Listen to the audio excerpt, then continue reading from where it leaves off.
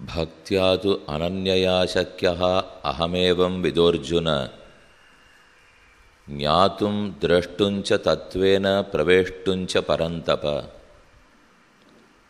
கண்ணன் கீதாச்சாரியன் பக்தி சாஸ்திரமாக பகவத்கீதையை வெளியிட்டார். அதிலே பக்தியை பற்றி இந்த ஒரு ஸ்லோகத்தாலே அதன் இன்றியமையாமையை அற்புதமாக எடுத்துரைக்கிறார். அர்ஜுனா, பக்தி ஒன்றினாலேயே நான் அடையப்படுகிறேன். என்னை அறிவதற்கும் என்னை காண்பதற்கும் என்னை இறுதியில் அடைவதற்கும் பக்தியே உபாயமாகிறது.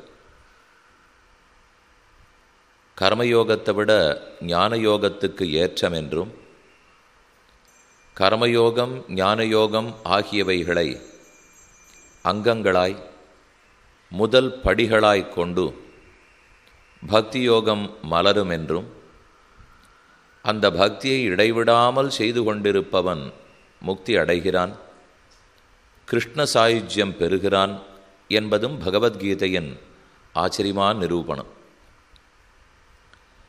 இந்த அர்த்தத்தைத்தான் ஆண்டாளும் தன் திருவுள்ளத்தில் கொண்டாள். ஆனால் பக்தி சாதனம் என்று கொள்ளவில்லை. பக்தியை சாத்தியமாக பிரயோஜனமாக கொண்டாள். பக்தி மூலம் பெருமானை அடைவது துர்லபம், கஷ்டம், அது நமக்கு ஏற்றதும் அல்ல. ஆகவே சரணாகதி பண்ணுவோம், பெருமானையே முன்னிட்டு அவனையே சாதனமாக கொண்டு அவனை அடைவோம். அப்போ அவர்களுக்கெல்லாம் பக்தி கிடையாதா என்றால், சரணாகதி ஆன பிற்பாடு பகவானே நமக்கு மோட்சம் கொடுப்பார்ங்கிற உறுதி வந்துட்ட பிற்பாடு அவருக்கு கைங்கரியமாக பக்தி பண்ணுவோம். காலை எழுந்திருப்பதோ, நீராடுவதோ, மையிட்டு எழுதாமல் மலரிட்டு முடியாமல் இருப்பதோ, ஐயமும் பிச்சையும் ஆந்தனையும் கைகாட்டுவதோ, இதெல்லாம் சாதனங்களா? பெருமான அடைவதற்கு இவை வழிமுறைகளா என்றால் அல்ல. அடைவதற்கு அவனேதான் வழி. நாம் ஏதோ ஒன்றை பண்ணி பெருமான அடையணும்னு இருந்தால் அப்போ அவர் அடையிறதுங்கிற அந்த உயர்ந்த பலத்துக்கு தகுந்து நம்மிடத்தில் அத்தனை பெரிய முயற்சி இருக்க வேண்டும். அடைய போகிறது ரொம்ப பெரிய விஷயம். அப்படின்னா அதை அடைவதற்குண்டான முயற்சியும் அத்தனை பெரியதாக இருக்க வேண்டும். அவ்வளவு பெரிய பக்தி பண்ணுறதுக்கு நம்மிடத்தில் சக்தி இல்லை. மேலும் அவர் ரொம்ப சுலபமாக திருவடி சேர்த்துக்கிறேன்னு சொல்லும்போது, அவர் பர்த்தாவாக இருந்து ரட்சிக்கிறேன்னு சொல்லச்சே, நான் மற்றொரு வழியை தேடுவதற்கு எனக்கு பிராப்தி தகுதியும் இல்லை, உறவும் இல்லை. ஆகையால் தான் எம்பெருமானே நீயே உபாயம், உன்னையே சாதனமாக பத்தினேன். அப்படி இருக்கிற சரணாகதர்களுக்கு மார்பிலே கை வைத்து உறங்க பிராப்தி, துரும்பு நறுக்க பிராப்தி இல்லைன்னு சொல்லுவார்கள். அப்படின்னால் நன்னா நெஞ்சில் கையை வச்சுன்னு நிம்மதியாக தூங்குறா அப்படின்னு மூல்யம்.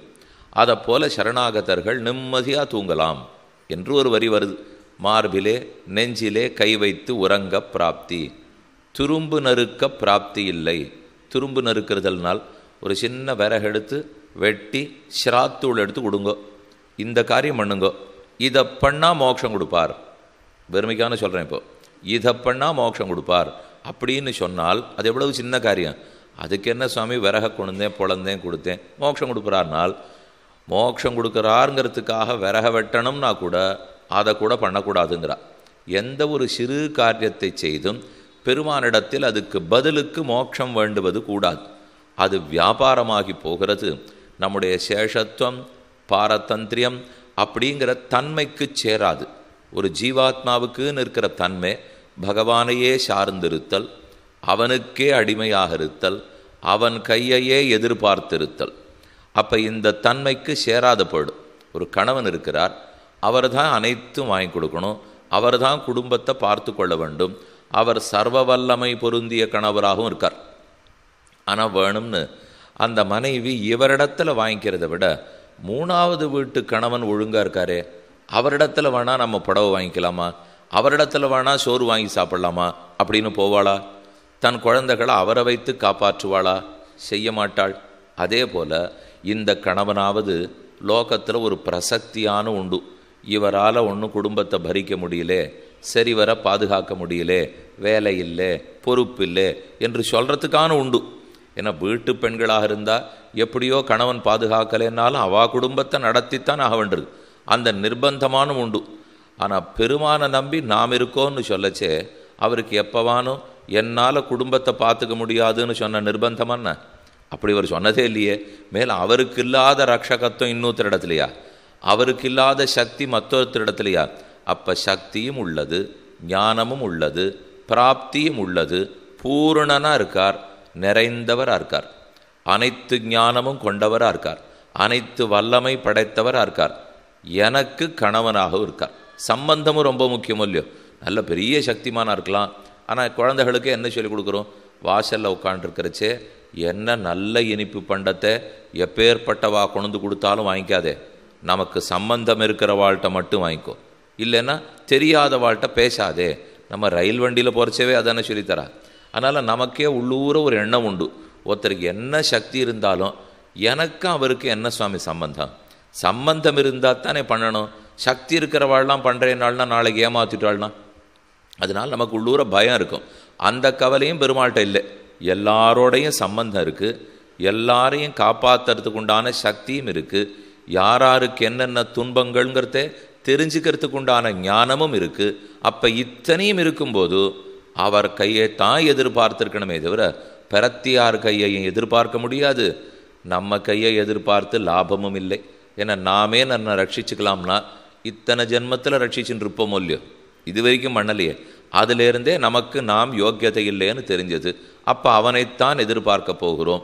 மற்றொன்று உபாயம் சாதனமாகாது, அவரே தான் சாதனமாகிறார். தெரிஞ்சாச்சு. இப்போ மனசில் நீங்கள் ஒரு விஷயத்தை வாங்கிக்கணும். 2ஆம் பாட்டில் ஒன்று பார்த்தோம்.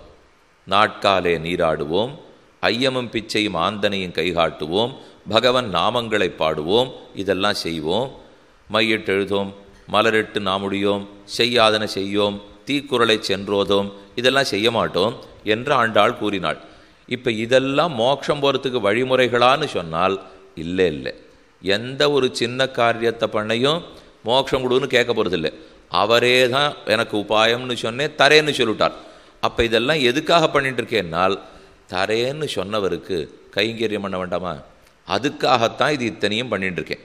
ஆகவே பக்தியை உபாயமாக்காமல் பக்தியையே பிரயோஜனமாக்கி, இப்போ இதே விளக்கேற்றுறதோ, பிரதட்சணம் பண்ணுறதோ, நமஸ்காரம் பண்ணுறதோ, நாமசங்கீர்த்தனம் பண்ணுறதோ, இதெல்லாம் உபாயமாக பகவானுடைய நாமங்களை சொல்லி அவர்கிட்ட அடிய மோட்சம் கேட்டேன்னு சொல்ல போறேனால் இல்லை. நாமங்களை சொல்கிறதே பிரயோஜனம். அது சொல்லும் இனிமைக்காக அவர் ஆனந்தப்படுறார், அதுக்காக நான் பாடுறேன்.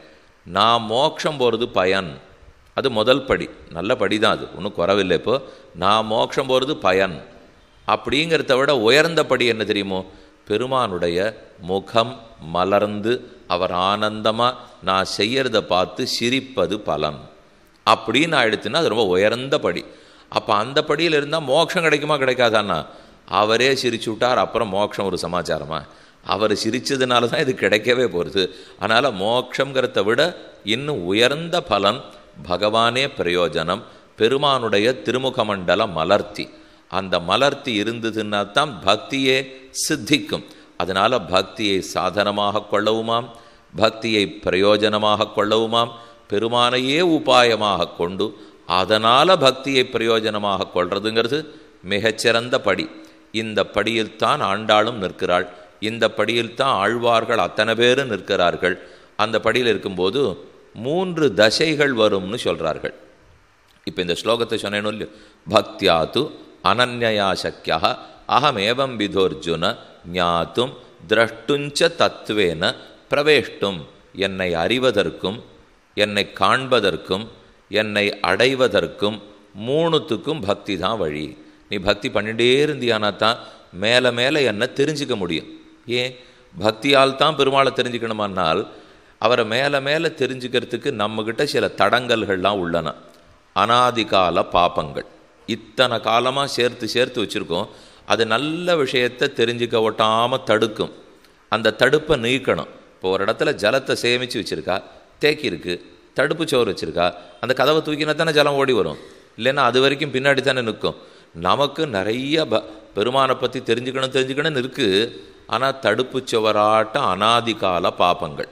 அந்த பாபத்தை விலக்கணும்.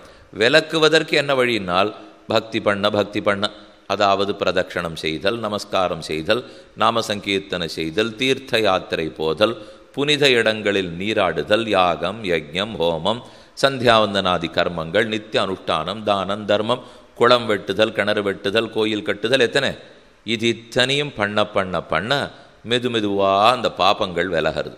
விலக இன்னும் பளிச்சுன்னு பெருமாளை பற்றி தெரிய ஆரம்பிக்கிறது. இந்த விளக்கு இருக்குது பாருங்க, இதுக்கு ஒரு வழக்கம் உண்டு. போட்ட உடனே இந்த மாதிரி எரியாது, மெதுவாக எரியும். அதுக்கப்புறம் 1 நிமிஷம் ஆச்சு, 2 நிமிஷம் ஆச்சு, 4 நிமிஷம் ஆச்சு, 5 நிமிஷம் ஆனப்புறம் நமக்கு கண்ணே தெரியாது. அந்த அளவு பளிச்சுன்னு எரிய ஆரம்பிச்சிடும். மெதுவாக ஆரம்பிச்சுதே, அப்புறம் என்ன பிடிச்சிடும், அது சூடு பிடிக்கிறது இல்லையோ சாமி, சூடு பிடிச்சாத்தானே நன்னா எரியும். அதே போலத்தான் நம்ம பக்தி. கொஞ்சமாக பாப்பங்களை விலக்கினுட்டு அந்த பக்தியை ஆரம்பிச்சுட்டோன்னு வச்சுங்க, ஆரம்பித்து அது சூடு பிடிக்கும். சூடு பிடிக்க அதனுடைய வேகத்தை தாங்காமல் பாப்பங்கள் கிடுகிடுன்னு ஓடும். அதுக்கப்புறம் பளிச்சுன்னு எரிய ஆரம்பிச்சிடும். பளிச்சுன்னு எரியரிச்சே தான் ஞான தரிசன பிராப்தி அவஸ்தைகள். ஞானம்னா பெருமாளை பற்றி தெரிஞ்சுக்கிறது, தரிசனம்னா அவரை கண்கூட பார்த்து விடுறது, பிராப்தின்னு சொன்னால் அவரை அடைஞ்சு விடுறது. இந்த 3 நிலைகள் மாற வேண்டும் இல்லையோ. இந்த 3 நிலைகளை வேறொரு பேரில் சொல்கிறது உண்டு. பரபக்தி, பரஜான, பரமபக்திகள். முதல் நிலை பரபக்தி, 2வது நிலை பரஜானம், 3வது நிலை பரமபக்தி. பரபக்தின்னு சொன்னால் அந்த 3 நிலைக்கு என்ன அர்த்தம்னு மட்டும் சுருக்கமாக சொல்கிறேன். பரபக்தின்னால் ஒரு விஷயத்தை பற்றி தெரிஞ்சுக்கிறது, அதைத்தானே ஞானம்னு சொன்னோம். அதுக்கப்புறம் இன்னொன்று, அதுக்கப்புறம் 3வது பகவானை பற்றி தெரிந்து கொள்ளுதல்.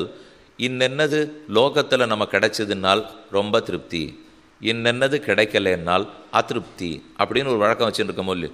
பிடிச்சதெல்லாம் கிடைக்கணும் திருப்தி, பிடிக்காதெல்லாம் விலகி போடணும். அது விலகலைன்னா அதிருப்தி, விலகிப்படுத்தினா திருப்தி.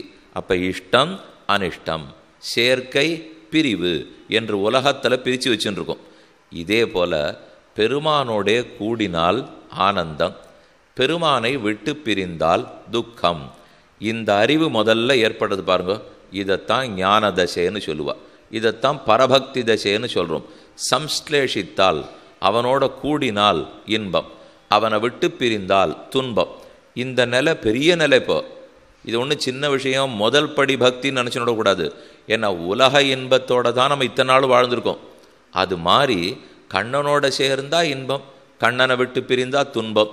இந்த அறிவு ஏற்படுறது தான் பரபக்தி. முதல் நல்ல பக்தி நமக்கு வந்துடுத்தா பரீட்சை பண்ணிப்போம்.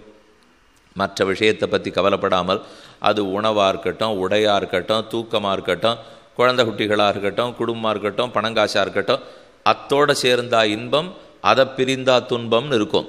இந்த நிலை மாறி கிருஷ்ண சம்ஸ்லேஷம் சுகாவகம், கிருஷ்ண விஸ்லேஷம் துக்காவகம், அவனோட சேர்ந்தா சுகத்தை கொடுக்கும். இந்த அறிவு ஏற்படுறதே, இதைத்தான் முதல் தசை, ஞான தசைன்னு சொல்கிறார்கள். இந்த அறிவு மெதுவாக முற்றும். அடுத்தது பிரயத்தன தசை, அப்படின்னா முயற்சி தசை. அவனை அடைவதற்குண்டான முயற்சி. அதுக்கு பக்தி பண்ணலாமா, சரணாகதி பண்ணிவிடலாமா, பிரதட்சணம் பண்ணலாமா, அவரை எப்படியானு பிடிச்சி வாங்கிவிடலாமா, இந்த முயற்சியிலெல்லாம் இறங்குறோம் பாருங்கோ. இது 2வது தசை. அந்த முயற்சி பண்ணத்தான் நேராக அவர் கண் முன்னாடி சேவிக்கிறாப்பில் ஒரு தரிசனம் கிடைக்கும். இதைத்தான் பிரத்யக்ஷ சமானாக்கார சாட்சாத்காரம்னு சொல்லுவார்கள். சாட்சாத்தாக பார்க்குறதுன்னா என்ன? அப்படியே ஒரு சுவாமி எங்கேயோ ஒரு ஊரில் பார்த்தேன், அவரையே இப்போ இந்த ஊரில் பார்க்குறேன்னு வச்சுங்க, கண் முன்னாடி பார்க்குறேன் அப்படின்னா சாட்சாத்தாக பார்த்துட்டேன். அவரை அன்னைக்கு பார்த்தவரை இன்னைக்கு பார்த்துட்டேன். ஆனால் அன்றைக்கி பார்த்துட்டு நான் கிளம்பி போயிட்டேன். இன்னொரு இடத்துல அவரை பற்றி ஒரு சுவாமி பேசுகிறார் என்கிட்ட. அது மாதிரி அங்கே பார்த்தீரோ இல்லையோ, அந்த சுவாமி அங்கே நீர் பார்த்திடாமே, நாம் 2 பேரும் பத்ரிகாசிரமத்தில் பார்த்தவரை கோயம்புத்தூரில் போய் பார்த்திடாமே அப்படின்னு சொன்னார். நான் இப்போ ஸ்ரீரங்கத்தில் இருக்கேன்னு வச்சுங்க. அப்போது அவரை பார்த்தோமா அப்படின்னு ஒரு நிமிஷம் கண்ணை மூடின்னு யோசிக்கிச்சே, அவர் உருவம் அப்படியே கண்ணு முன்னாடி நிற்கிறதோ இல்லையோ. அந்த சமயத்தில் அவர் பேச்சு, அவர் நடவுட, கை கால் அசைச்சது எல்லாம் சேர்த்து பிரத்யக்ஷம். ஆனால் பிரத்யக்ஷம் இல்லை. அக்ஷம்னா கண்ணு, பிரதினா முன்னால், பிரத்யக்ஷம்னா கண்ணுக்கு முன்னால். கண்ணுக்கு முன்னால் தான் இருக்காரானால், ஆனால் கண்ணை திறந்துண்டா இல்லை மூடிண்டா இருக்கார். கண்ணை திறந்துண்டா இந்த சுவாமி தானே தெரிவார். கண்ணை திறந்துட்டா அந்த சுவாமி தெரிய மாட்டார். என்னைக்கோ ஒருத்தரை நான் ஞாபகப்படுத்தின்றவர் கண்ணை மூடிண்டா தெரிகிறார். ஆனால் கண்ணை திறந்து தொட்டா அவர் இருக்க மாட்டாரோ இல்லையோ, மூடிண்டா தெரிகிறார், திறந்தா தெரிய மாட்டார். இதுக்கு தான் பிரத்யக்ஷத்துக்கு ஒப்பாக இருக்கும் சாட்சாத்காரங்கிறோம். இது நெஜ சாட்சாத்காரம் இல்லை, ஆனால் அப்படியே தான் இருக்குது, கண்ணை திறந்தா மட்டும் இருக்காது. இதை போல ஒரு நிலை பெருமானோட நமக்கு ஏற்படும்.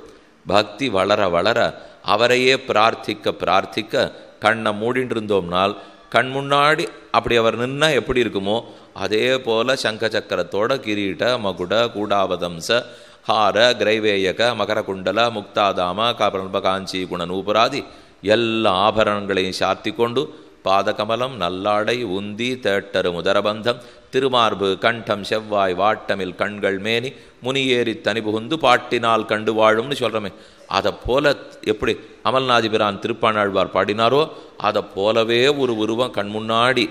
ஆனால் கண்ணை மூடின்னு இருக்கிறச்சே தெரியும், கண்ணை திறந்து பார்த்தா அந்த உருவம் இருக்காது. இதுக்கு தான் பிரத்யக்ஷ சமானாகார சாட்சா்காரம், பிரத்யக்ஷத்துக்கு சமமான சாட்சா்காரம்னு சொல்லுவார்கள். இது ரெண்டாவது நிலை. இதைத்தான் தரிசனம் தரிசனம்ங்கிறா. காண்கைன்னு ரெண்டாவது நிலை சொன்னேன்னு இல்லையோ, அரிகை காண்கை அடைகை மூணு சொல்ல தமிழில் ஞாபகம் வச்சு, இன்னும் பெரிய சம்ஸ்கிருதம்லாம் கட்டப்பட வேண்டாம். இப்போ ஞான தரிசன பிராப்தி அவஸ்தைகள் இது நினைக்கிறது தான் சம்ஸ்கிருதத்திலே. அதே மாதிரி அரிகை காண்கை அடைகை. அரிகைங்கிறது முதல் நிலை. என்ன அரிகை?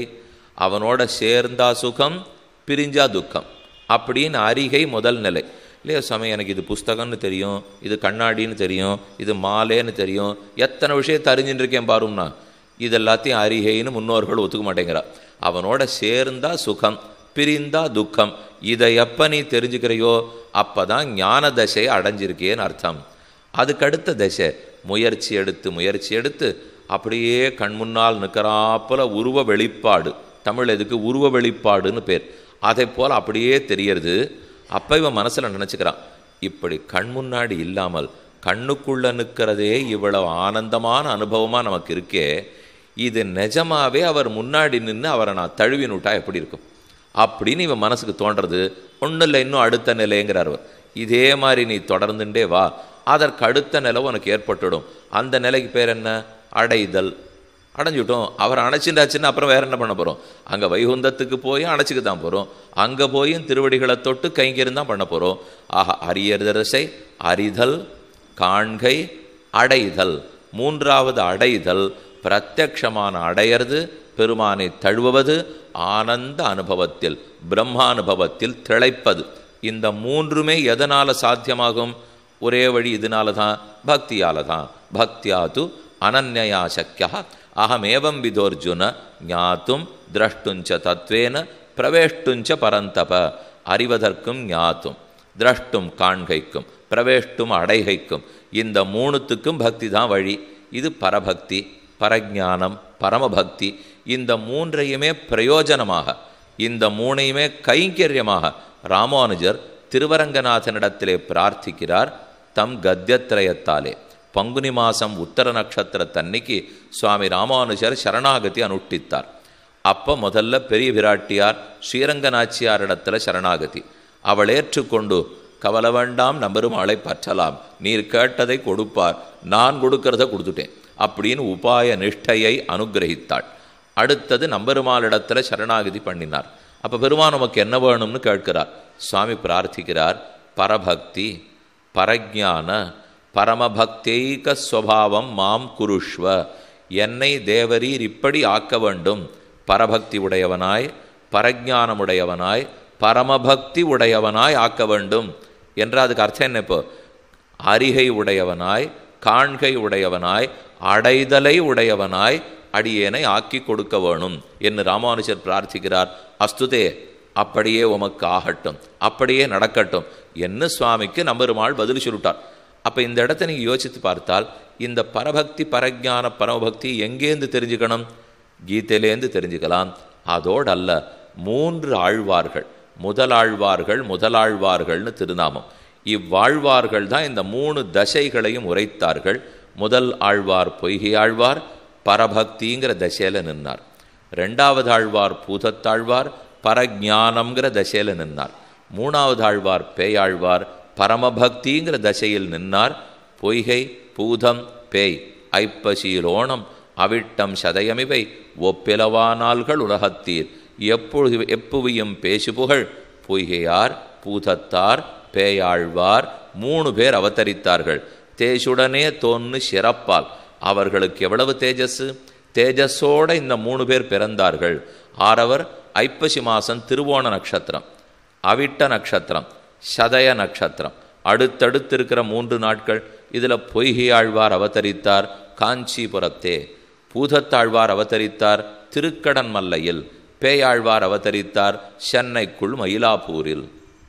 இந்த 3 பேரும் அவதரித்து முதல் திருவந்தாதி பொய்கையாழ்வார் பாடினது 100 பாட்டு, 2ஆம் திருவந்தாதி பூதத்தாழ்வார் பாடினது 100 பாசுரங்கள், 3ஆம் திருவந்தாதி பேயாழ்வார் பாடினது மறுபடியும் 100 பாசுரங்கள். 100 100 100 முதல் திருவந்தாதி, 2ஆம் திருவந்தாதி, 3ஆம் திருவந்தாதி. இவா 3 பேரும் சேர்ந்து பாடினது எங்கே தெரியுமோ? திருக்கோவலூருங்கிற திவ்யதேசத்தில் திருவிக்கிரம பெருமான் உலகளந்த ஆயன் மாயன் பூங்கோவலூர் தொழுதும் போது நெஞ்சே என்று திருவங்கி ஆழ்வாருடைய பாசுரம். அந்த 3 ஆழ்வார்கள் தான் பரபக்தி, பரஜானம், பரமபக்தி என்கிற தசைகளை வெளியிடுகிறார்கள். இதை நீங்கள் புரிஞ்சுக்கச்சேவே ஜாகிரதைக்காக ஒரு வார்த்தை சொல்கிறேன். பரபக்திங்கிறது முதல் நிலை, பரஜானம்ங்கிறது 2ஆவது நிலை. தெரிஞ்சுக்கிறத விட பெருமானை பற்றி அறிகையை விட காண்கை உயர்ந்ததோ இல்லையோ, காண்கையை விட அடைகள் உயர்ந்ததோ இல்லையோ. அப்படின்னு நமக்கு என்ன தோணும்? பொய்கை ஆழ்வாருடைய நிலையை விட பூதத்தாழ்வார் நிலை உயர்ந்தது, பூதத்தாழ்வார் நிலையை விட பேயாழ்வார் நிலை உயர்ந்ததுன்னு சட்டுன்னு மனுஷ புத்திக்கு தோணும். அப்படி தோன்றதுக்கு இயலாது. ஏன்னா பொய்கையாழ்வார், பூதத்தாழ்வார், பேயாழ்வார் 3 அதே பக்தி தான். பின்ன என்னத்துக்காக இதை போத சொல்லியிருக்காள்னால், பரபக்திங்கிற தசையை நமக்கு புரிய வைக்கணும் இல்லையோ, அந்த பொறுப்பை ஒரு ஆழ்வார் ஏற்றுண்டார். பரஜானம்ங்கிற தசை நமக்கு புரியணும் இல்லையோ, அந்த பொறுப்பை இன்னொருத்தர் ஏற்றுண்டார். பரமபக்திங்கிற தசை புரியணும் இல்லையோ, அந்த பொறுப்பை இன்னொருத்தர் ஏற்றுண்டார். அவ்வளவுதானே தவிர அவ 3 பேருமே பரபக்தி வரைக்கும் அடைஞ்சவாதான். அதில் ஒன்றும் குறவில்லை. 3 பரபக்தி, பரஜான, பரமபக்தி உண்டு. அறிகை, காண்கை, அடைகை 3 பேருக்கும் உண்டு. ஆனால் நமக்கு சொல்லி கொடுக்கறதுக்கு ஒன்று தானே எடுத்துக்க முடியும். 10 பேரை வச்சு பெருமாள் 10 விஷயத்தை சொல்லிக் கொடுக்குறார். அதை போல் இந்த ஆழ்வார் ஒரு பொறுப்பை ஏற்றுருக்கார். இப்போ லக்ஷ்மணனை வச்சு ஒன்று சொல்லி கொடுத்தார், பரதனை வச்சு முன்னுதாரணமாக ஒன்று காட்டினார், சத்ருகனை வச்சு முன்னுதாரணமாக காட்டினார். இப்போ பரதனை வச்சு காட்டினது என்ன? ராமன் சொல்லு முக்கியம், அவர் எங்கே இருன்னு சொல்கிறாரோ இருக்கும் அப்படிங்கிறதுக்காக பரதனை சொன்னால் நாட்டோடு இருந்துட்டார். இந்த விஷயத்தை நம்ம புரிஞ்சுக்கணுமோ இல்லையோ? பெருமான் சொல்கிறது தான் முக்கியம், அவனை பாரு, அவன் சொல்கிறபடி நட. வாஸ்தவம் தான் சுவாமி, அவர் ஏதோ நாட்டில் இருன்னு சொல்லியிருக்காருங்கிறதுக்காக போட்டு இவருக்கு ஒருத்தரும் வில்ல தூக்கிறதுக்கு ஆள் இல்லை, ஜலம் கொண்டு கொடுக்கறதுக்கு ஆள் இல்லை, பழம் கொடுக்கறதுக்கு ஆள் இல்லை. லக்ஷ்மணன், ராமா நீ சொல்கிறது தான் முக்கியம், நான் நாட்டிலே இருக்கேன், சௌக்கியமாக நீங்கள் 2 பேர் மட்டும் போயிட்டு வாங்கோ, காட்டில் என்ன சிரமமோ பட்டுட்டு வாங்கோ அப்படின்னு நினச்சிட்டாருன்னா போயிட்டா அப்புறம் யார் வேலை செய்கிறது ராமனுக்கு? அதனாலே அப்படியே ராமன் சொன்னாலும் அவனுக்கு கைங்கரியம் பண்ண வேண்டியது ரொம்ப முக்கியம். அதை சொல்லிக் கொடுத்தது லக்ஷ்மணன். நாட்டில் இருந்ததுக்கு பரதன் உதாரணம், காட்டுக்கு பின்தொடர்ந்து தொண்டு புரிந்ததற்கு லக்ஷ்மணன் உதாரணம். ராமனே முக்கியம் இல்லை, இறைவனை விட தொண்டர்கள் தான் முக்கியம் அப்படின்னு பாகவதனை பார்க்கறதுக்கு சத்ருகனன் உதாரணம். ஒன்றுத்துக்கு ஒத்த உதாரணம். அதுக்குன்னு இப்போ சத்ருகனனுக்கு ராமபக்தியே கிடையாதுன்னு அர்த்தமா? பரதனுக்கு பின்னாடி போனால் கைகரியம் பண்ணுறதுல விருப்பம் இல்லைன்னு அர்த்தமா? லக்ஷ்மணனுக்கு நாட்டில் இருந்தால் பாதுகாப்பட்ட அபிஷேகம் பண்ண தெரியாதுன்னு அர்த்தமா? 3 பேருக்கும் தெரியும். ஆனால் இன்னென்னத்தை இன்னென்னாரை கொண்டு வெளியிடணும்னு பெருமாள் வச்சுட்டு இருக்காரோ இல்லையோ, அதே போலத்தான் இந்த 3 தசை. இப்போ உங்களுக்கு தோணும், இந்த பரபக்தி, பரஜான, பரமபக்திகளை எதற்காக இப்போ 15 நிமிஷமாக இவர் பேசின்னு இருக்கார்? பாட்டு என்னாச்சு? திருப்பாவை 8வது பாசனம் சொல்லி ஆகணுமே, அதை தான் மறந்து போய் வரிசையாக நடக்கிற உபன்யாசத்தில் தலைப்பை தான் இவர் மறந்து போயிட்டாரா? எதுக்காக 8ஆம் பாட்டை சொல்லாமல் சொல்கிறார்னா இப்போ சொல்லிடுறேன். திருப்பாவை 8வது பாசுரம், கீழ்வானம் வெள்ளென்னு எரும சிறுவீடு மெய்வான் பரந்தனகான் மிக்குள்ள பிள்ளகரும் போவான் போகுன்னாரை போகாமல் காத்து உன்னை கூவுவான் வந்து நின்னோம் கோதுகலமுடைய பாவா எழுந்திராய் பாடிப் பரகொண்டு மாவாய் பிளந்தானை மல்லரை மாட்டிய தேவாதி தேவனை சென்னு நாம் சேவித்தால் ஆவா என் ஆராய்ந்து அருள் ஏலோர் எம்பாவாய் என்று பிரார்த்திக்கிறாள். பாகவதர்களை பள்ளி உணர்த்தும் பிரகரணத்தில் 3வது பாசுரம் கோதுகலமுடைய பாவாய் என்று ஒருத்தியை கூப்பிட்டிருக்கிறாள். முதல் பாசுரத்தில் பிள்ளாயின் அழைத்தாள், 2வது பாசுரத்தில் பேய்ப்பெண்ணேன் அழைத்தாள், மூன்றாவது பாசுரத்தில் கோது கலமுடைய பாவாய் என்று கூப்பிடுகிறாள். இப்படி 3 பேரை வச்சு 3 பெண்கள் அழைத்தாளோ இல்லையோ, இப்படி 10 பேரை அழைக்க போகிறாளோ இல்லையோ, இந்த 3 பேர் ஆறு, இந்த 10 பேர் ஆறு என்று விசாரித்து கொண்டு சுவாபதேசத்தில் ரொம்ப ஆச்சரியமான வியாக்கியானம். சுவாபதேசம்னா உள்ளுரை பொருளை கூறுதல். இந்த 10 பேரும் 10 பெண்கள்னு வச்சுக்க வேண்டாம். ஆண்டாள் ஓரொரு பாடலால் ஓரொரு ஆழ்வாரை எழுப்புகிறாள். முதல் பாட்டால் ஒரு ஆழ்வாரை எழுப்புகிறாள், பொய்கை ஆழ்வாரை. 2வது பாசுரத்தால் ஒரு ஆழ்வாரை எழுப்புகிறாள், பேயாழ்வாரை. 3வது பாசுரத்தால் ஒரு ஆழ்வாரை எழுப்புகிறாள், பூதத்தாழ்வாரை. பொய்கை, பேய், பூதம், இந்த வரிசையில் முதல் 3 பாசுரங்களில் எழுப்புகிறாள். அப்படின்னுட்டு இந்த வியாக்கியானத்தில் சொல்கிறார், இம்மூன்று பெண்களும் 3 ஆழ்வார்களைப் போல ஞான தரிசன பிராப்தி அவஸ்தைகளில் இருந்தவர்கள், அவர்களைத்தான் எழுப்புகிறாள்னு ஒரு வரி வியாக்கியானம் இருக்குது. அப்படின்னா இதில் இருக்கிற முதல் பெண் அரிகைங்கிற நிலையில் இருந்திருக்காள், அடுத்த பெண் காண்கைங்கிற நிலையில் இருந்திருக்காள், அடுத்த பெண் அடைகைங்கிற நிலையில் இருந்திருக்காள். இந்த 3 நிலையை உணர்த்துறதுக்கு தான் இந்த 3 பெண்களையும் அழைக்கிறாள். இதை போல் 10 பாட்டுக்கும் சொல்ல போகிறார். இப்போ சொல்லியிருக்கிறது நமக்கு பிரகிருதம் எது? இந்த 3 பாசுரங்கள். நல்ல கீதையில் சொல்லப்பட்ட அர்த்தம், உபனிஷத்துக்களில் சொல்லப்பட்ட அர்த்தம், அதை அப்படியே குஹ்யமாக மறைத்து இந்த 3 பெண்களிடத்தில் அந்த நிலையை வச்சு ஆச்சரியமாக ஆண்டாள் பாடியிருக்கிறதா இந்த 3 பாசுரங்கள். அதில் பிள்ளாயின்னு முதல் பெண், அந்த பெண்ணு எதுக்கு பொய்கை ஆழ்வார்னு சொல்லணும்? ஒரு 10 நிமிஷம் இந்த 3 ஆழ்வார்கள் வரைக்கும் எதுக்காக இந்தந்த பாட்டில் எழுப்பியிருக்காளுங்கிறத சொல்லிடுறேன். அதுக்கப்புறம் அன்னன்னி பாட்டில் அன்னன்னி ஆழ்வார்களை பற்றி சொல்லிக்கலாம். நீங்கள் கேட்கலாம், ஏன் அதை முதல் நாளே பொய்கை ஆழ்வார் பற்றி நீ சொல்ல வேண்டியதானே? நேத்திக்கே பேயாழ்வார் சொல்லக்கூடாதோ? இன்றைக்கி பூதத்தாழ்வார் சொல்லியிருக்கலாமே, ஏன் 3 பேரையும் சேர்க்கணும்? ஏன்னா ஸ்ரீரங்கத்தில் 3 பேரும் சேர்த்து தான் உற்சவம். இந்த அடுத்து 3 பேருக்கும் திருநக்ஷத்திர நாள் வருது பாருங்க. ஐப்பசி மாதத்தில் திருவோணம், அவிட்டம், சதயம். ஸ்ரீரங்கத்தில் ஒரு வழக்கம், அந்தந்த ஆழ்வார் திருநக்ஷத்திரத்தன்னைக்கு அந்த ஆழ்வார் புறப்பாடு கண்டருடுவார். முதல் ஆழ்வார் அன்னைக்கு ஐப்பசியில் ஓணத்தன்னைக்கு பொய்கை ஆழ்வார் வீதி வரணும், அடுத்த நாள் பூதத்தாழ்வார் வீதி வரணும். அந்த ஊரில் அப்படி பழக்கம் இல்லை.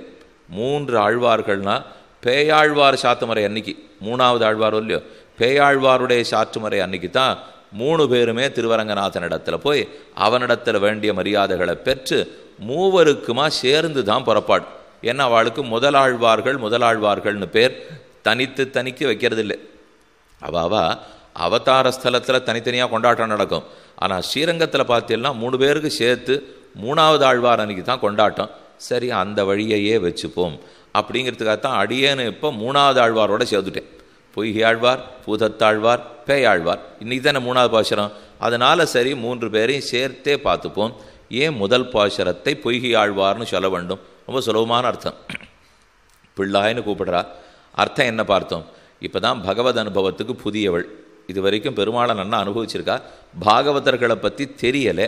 அதனால் பாகவத அனுபவத்துக்கு வராமல் இவாளோட சேராமல் உள்ள படுத்து தூங்கி கொண்டிருக்கிறாள் என்று பார்த்தோம். அதான் பிள்ளைத்தனம். பிள்ளைத்தனம்னு சொன்னாலே அறியாத்தனம், மௌக்தியம். அவள் தான் தொடங்கி வைக்கிறா. ஒரு பக்கம் தெரியாது, அதனால் பிள்ளாயின்னு கூப்பிட்டா. இன்னொரு பக்கம் 10 பேரை கூப்பிடுற இடத்துல இவ தானே முதல்ல இவளை கூப்பிட்டுட்டு தானே மற்ற 9 பேரையும் கூப்பிட போகிறா. இந்த 2ம் பொய்கை ஆழ்வாரோட பொருந்துறது பாருங்க. ஏன்னா 10 ஆழ்வார்களில் முதல் யார்? துவங்கி வைத்த மகானுபாவர் யார்? பொற்காலிட்டவர் பொய்கை ஆழ்வார் தானே.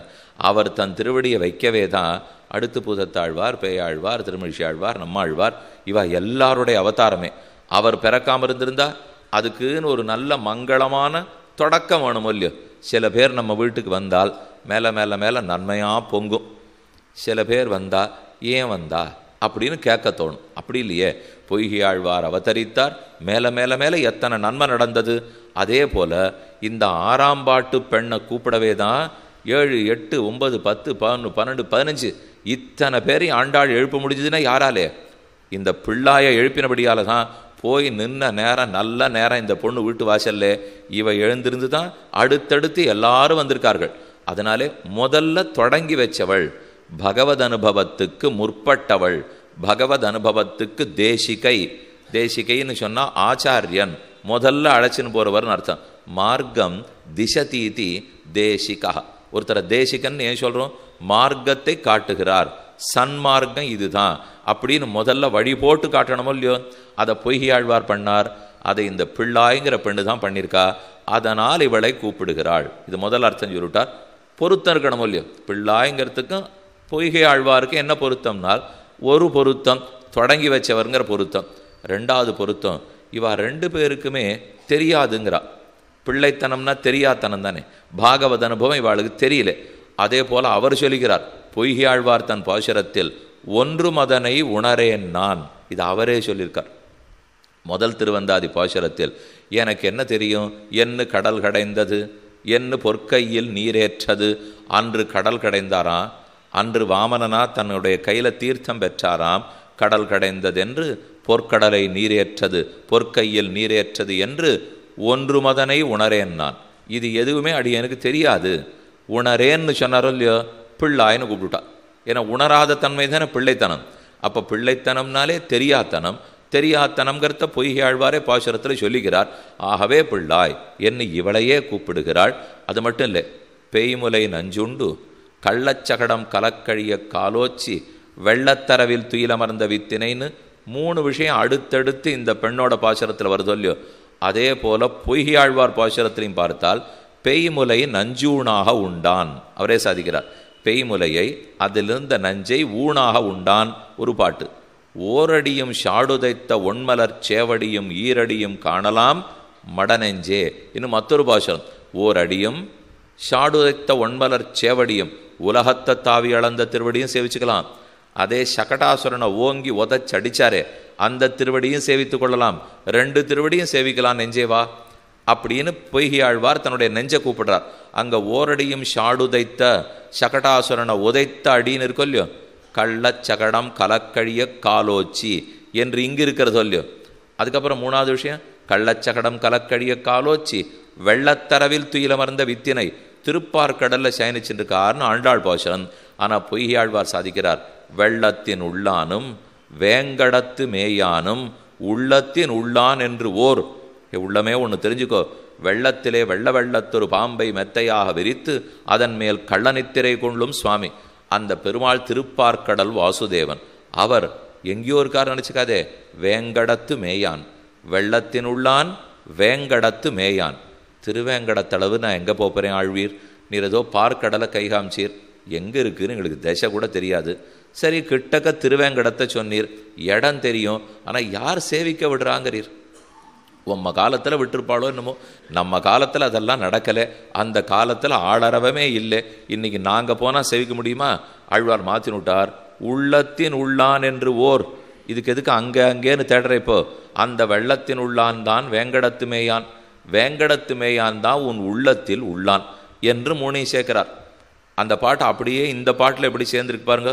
வெள்ளத்தின் உள்ளானும் வேங்கடத்து மேயானும் உள்ளத்தின் உள்ளான், பெய்முல நொஞ்சுண்டு கள்ளச்சகடம் கலக்கழிய காலோச்சி வெள்ளத்தரவில் துயிலமர்ந்த வித்தினை உள்ளத்து கொண்டு முனிவர்களும் யோகிகளும். நேர இருக்கோ இல்லையோ, அங்கே பொய்கை ஆழ்வார் என்ன பாடினாரோ அப்படியே பிள்ளாய்ங்கிற இந்த பாசுரத்தில் இருக்கு. என்னை கூப்பிட்டது வெள்ளத்தின் உள்ளான் உள்ளத்தின் உள்ளான் என்றோர். இங்கே சொல்றது வெள்ளத்தரவில் துயிலமர்ந்த வித்தினை உள்ளத்து கொண்டு முனிவர்களும் யோகிகளும். ஆக எங்கோ இருக்கிற பெருமாள் நினச்சிக்க வேண்டாம், நமக்குள் இருக்கிறார்னு புரிஞ்சுக்கோ. இதனால் பிள்ளாய் என்று முதல் பாசுரத்தால் பொய்கை ஆழ்வாரை அழைத்தாள்னு சாபதேசத்தில் வானமாமலர் ஜீயர் சுவாமியினுடைய உபதேசம். அதாவது பொன்னடிக்கால் ஜீயர் சுவாமின்னு கேள்விப்பட்டிருப்பேன். மணவாள மாமனிகளுடைய 8 திக்கஜங்களுக்குள்ளே பிரதானமான ஆச்சாரியன் பொன்னடிக்கால் ஜீயர் சுவாமி. ஒன்னான வானமாமலை ஜீயர் சுவாமின்னு கூப்பிடுவார்கள். அந்த ஜீயர் சுவாமியினுடைய பெருத்த மட்டம்தான் ஆழ்வார் திருநெல்வேலி போகிறோம். திருநெல்வேலியிலேருந்து நாகர்கோவில் போகிற மார்க்கத்தில் வானமாமலை நாங்குநேரி பக்கத்தில் திருக்குறுங்குடிங்கிற திவ்யதேசம் சொல்கிறோமோ இல்லையோ, இந்த பெருமாள்கிட்டத்தான் நம்மாழ்வார் சரணாகத்தியை நுட்டித்தார். நோத்த நோன்பிலேன் நுண்ணறிவிலேன் ஆகிலிமினி உன்னவிட்டொன்னும் ஆற்றகிற்கின்னிலேன் அரவினனை அம்மானே சேத்து தாமரை சன்னலூடு மலர் ஸ்ரீவரமங்கல நகர் வீத்திருந்த எந்தாய் உனக்கு மிகையல்லேன் அங்கே ஸ்ரீவரமங்கத் தாயார் சமேத தெய்வநாயக பெருமான். அவர் தான் நாங்குநேரி பெருமான். ஆழ்வார் பெருமாளை பார்த்து வானமாமலையில் இருக்கிற பெருமாளேன்னு கூப்பிடல, வானமாமலையே அடியேன் தொழ வந்தொழிலே. தேவரீர் தான் வானமாமலை, அதை தோத்தாத்ரின்னு சொல்றது உண்டு, ககனகிரி என்று சொல்லுவதும் உண்டு. அந்த வானமாமலை பெருமான் தெய்வநாயக பெருமான். எதுக்கு சொல்ல வந்தேன், அந்த சுவாமி தான் இந்த வியாக்கியானம் அருளி செய்திருக்கார். இந்தந்த ஆழ்வாரை இன்னென்ன பாசுரத்தாலே அனுபவிக்கிறாள், இன்னென்ன ஆழ்வாரை கூப்பிடுறாள்ங்கிறது அந்த சுவாமியினுடைய உரை. அப்போ முதல் பாசுரம் பிள்ளாயின்னு பொய்கை ஆழ்வாரை கூப்பிட்டாள். அடுத்தது ரெண்டாவது பாசுரம் பெய்ப்பெண்ணே, பேரே இருக்குது, பேயாழ்வார் தான். எப்போ பெய்ப்பெண்ணேன்னு கூப்பிட்டாளோ அப்போ பேயாழ்வார்னு கொள்ள வேண்டியதுதான். முதல் ஆழ்வார் என்னன்னு பாசுரம் பாடினார், வையன் தகழியா வார்கடலே நெய்யாக வெய்யகதிரோன் விளக்காக செய்ய சுடராழியான் அடிக்கே சூட்டினேன் சொல்மாலை இடராழி நீங்குகவே. நம்முடைய இடர்களெல்லாம் தொலையணும், சொன்மாலை சூட்டினேன். பொய்கையாழ்வார் ஆரம்பித்து வச்சாரோ இல்லையோ, அது ஆண்டாளுக்கு எவ்வளவு பொருந்தது இருப்போ. அன்னவயல் புதுவை ஆண்டாள் அரங்கற்கு பன்னு திருப்பாவை பல்வதியம் இன்னிசையால் பாடி கொடுத்தாள் நற்பாமாலை பூமாலை சூடி கொடுத்தாளை சொல்லு. அப்போ பூமாலை பாமாலை சூடி கொடுத்தாள், இது ஆண்டாளை பற்றி. சூட்டினேன் சொல்மாலை இடராழி நீங்குகவே, இது பொய்கையாழ்வாரை பற்றி. அப்போ அவரும் நான் இப்போ பாமாலை பாடியிருக்கேன், இடர் போகட்டும்ங்கிறார். ஆண்டாளும் நான் இப்போ பாமாலை பாடுறேன், அரங்கனுக்கும் திருவேங்கடருக்கு இருக்கட்டும்னு சொல்கிறா. அப்போ அங்கேயும் போது பாருங்க, பாமாலை பூமாலை சூடி கொடுத்தது பாடி கொடுத்தது அப்படிங்கிறது சேர்ந்து போச்சு. அடுத்து இப்போ பேயாழ்வாரை பற்றி சொன்னால், பேரே பேயாழ்வார், இந்த பெண்ணை கூப்பிடுறதே பெய்ப்பெண்ணேன்னு தான் கூப்பிட்டு இருக்கிறாள். இவளுக்கு இருக்கிற பெருமை என்ன, நல்ல தேஜஸ், தேசமுடையாய் திறன்னு பாட்டு, நாயக பெண் பிள்ளாயின்னு பாசுரம், பெய்ப்பெண்ணேன்னு கூப்பிட்டுருக்கா. இந்த பெய்ப்பெண்ணு தான் நாயகப்பெண், நாயகப்பெண்ணு தான் தேஜஸ் உடையவள்.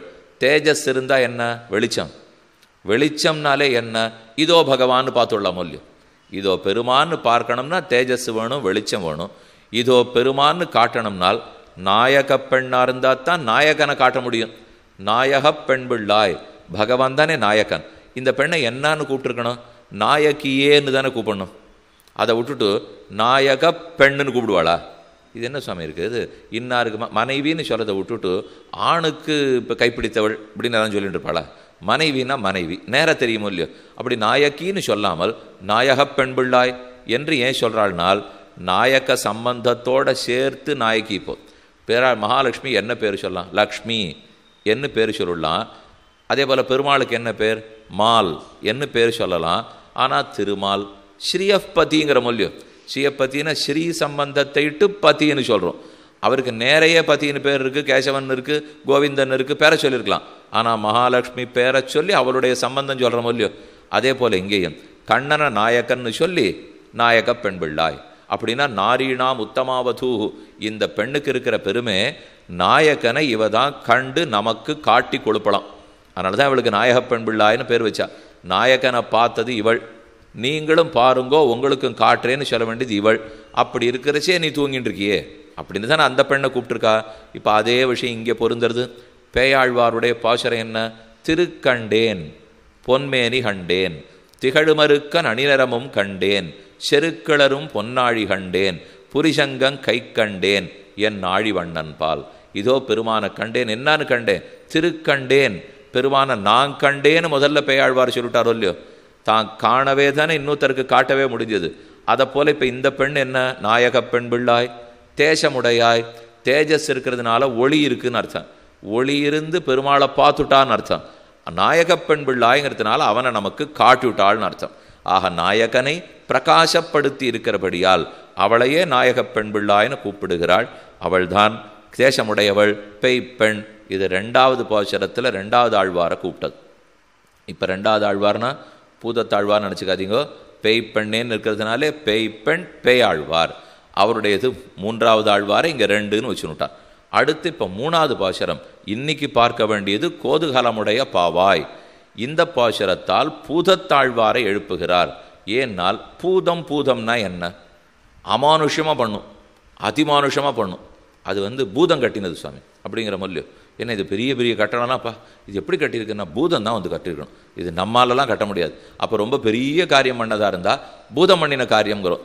இந்த பூதத்தை பற்றி நம்மாழ்வாரே பாடுறார்.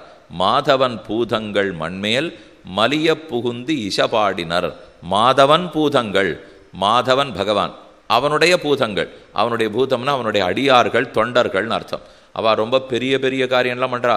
எவ்வளவு பெரிய காரியம்னா அவ்வளவு சக்தி, அவ்வளவு பக்தி இருக்கு பூதங்கள்ங்கிறதுக்கு அர்த்தம். அதனால தான் பூதத்தாழ்வார சொல்லச்சே அத்தனை சக்தி, அத்தனை பக்தி, ஓஹோனு பக்தி, என்ன உற்சாகம், என்ன கௌதூகலம், அவ்வளவு உற்சாகம், அத்தனை பக்தி, அத்தனை கௌதூகலம். அப்போ யாரை கூப்பிடணும்? கோதுகலமுடைய பாவாய் என்று இவளைத்தான் கூப்பிடுகிறாள். கோதுகலம்னு சொன்னால் கௌதூகலம்னு அர்த்தம். கௌதூகலம்னா ஈடுபாடு, உற்சாகம்னு பொருள். அதிகமான உற்சாகம் இருக்கிறவளாம் இந்த பெண். அதனால் என்னன்னு சொல்லணும்? அதிகமாக இருந்தால், மனிதத்தன்மையை மீறி உற்சாகம் இருந்தால் என்ன தன்மை சொல்கிறது? பூதம்னு சொல்ல வேண்டிதான். அதனால தான் இவ்வளோ பூதத்தாழ்வார்னு அழைத்தார். ஆர்வத்தோடு அடையணும்னு விருப்பப்படுறேனோ இல்லையோ, அதையே நெய்யா வச்சுங்கோ. அன்பே தகழியா, அன்பு தான் அகல் விளக்கு, ஆர்வமே நெய்யாக. அந்த அகலில் சேர்க்கறதுக்கு ஆர்வம் தான் எனக்கு நெய். இன்புருகு சிந்த இடு திரியா, அவனை நினச்சி உருகிறேன், அதான் திரி. எரிய திரி உருகாதா? அதை போல் அவனை பற்றி நினச்சி நான் உருகிறேன், அந்த உருக்கம்தான் எனக்கு திரி. அன்பே தகழியா, ஆர்வமே நெய்யாக, இன்புருகு சிந்த இடுதிரியா. இன்னும் மொத்தமே அன்பை பற்றியே பேசியிருக்காரோ இல்லையோ. அன்பு, ஆர்வம், சிந்தை, உருகிற சிந்தை, இதெல்லாத்தையும் பார்த்தா என்ன தெரியறது? ஆர்வம் தெரியறது, அன்பு தெரியறது, சிந்தை தெரியறது, உருகிறது தெரியறது. சுவாமி இதுதான் சுவாமி கௌதூகலம். கோதுகலம், கோதுகலம்னா என்ன? அன்பும் ஆர்வமும் உருக்கமும் தானே கோதுகலம்.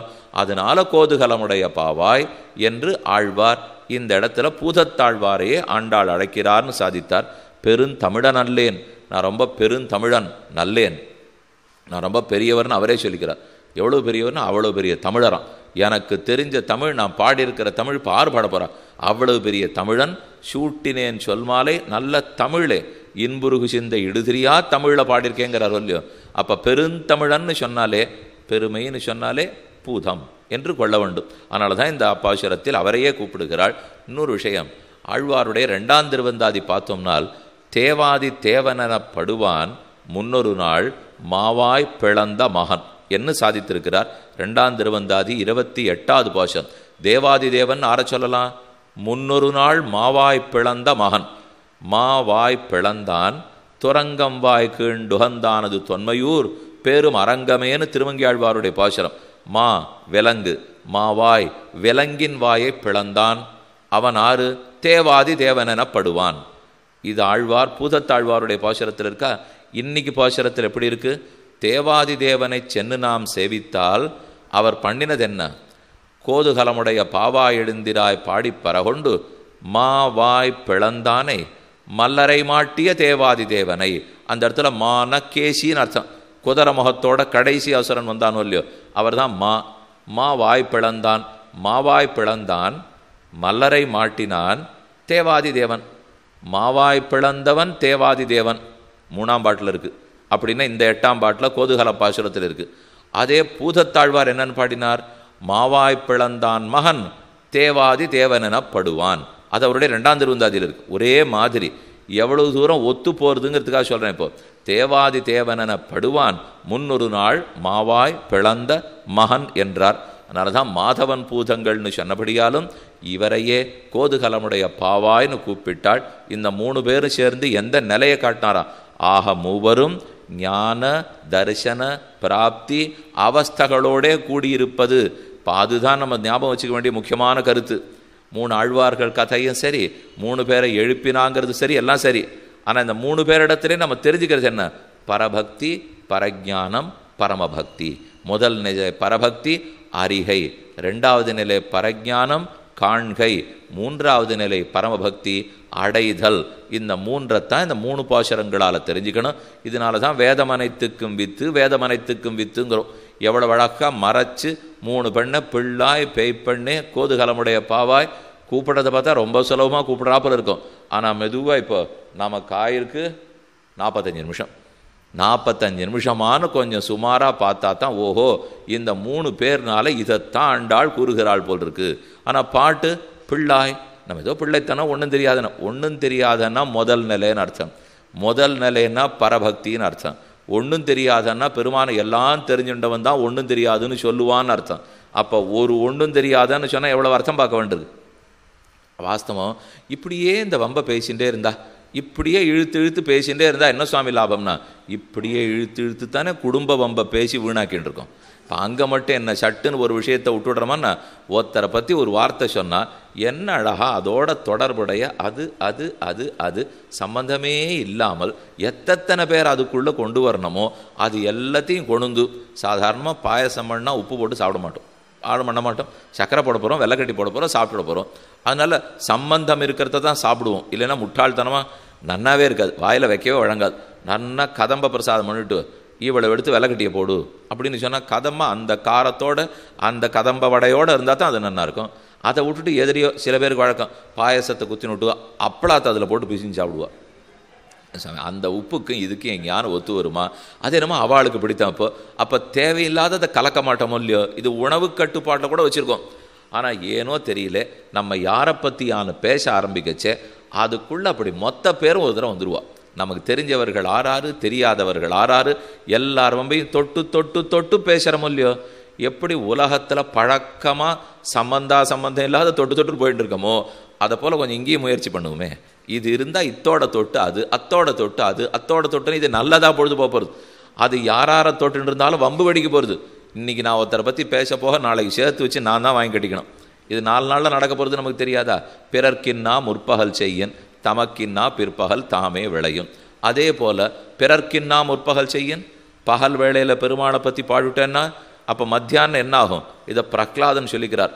பிராத்தர் தேவேதி கிருஷ்ணேதி கோவிந்தேதி ச ஜல்பதாம் மத்தியான்னேச்ச அபரான்னேச்ச கோவசாதஹாச உச்சியதாம்.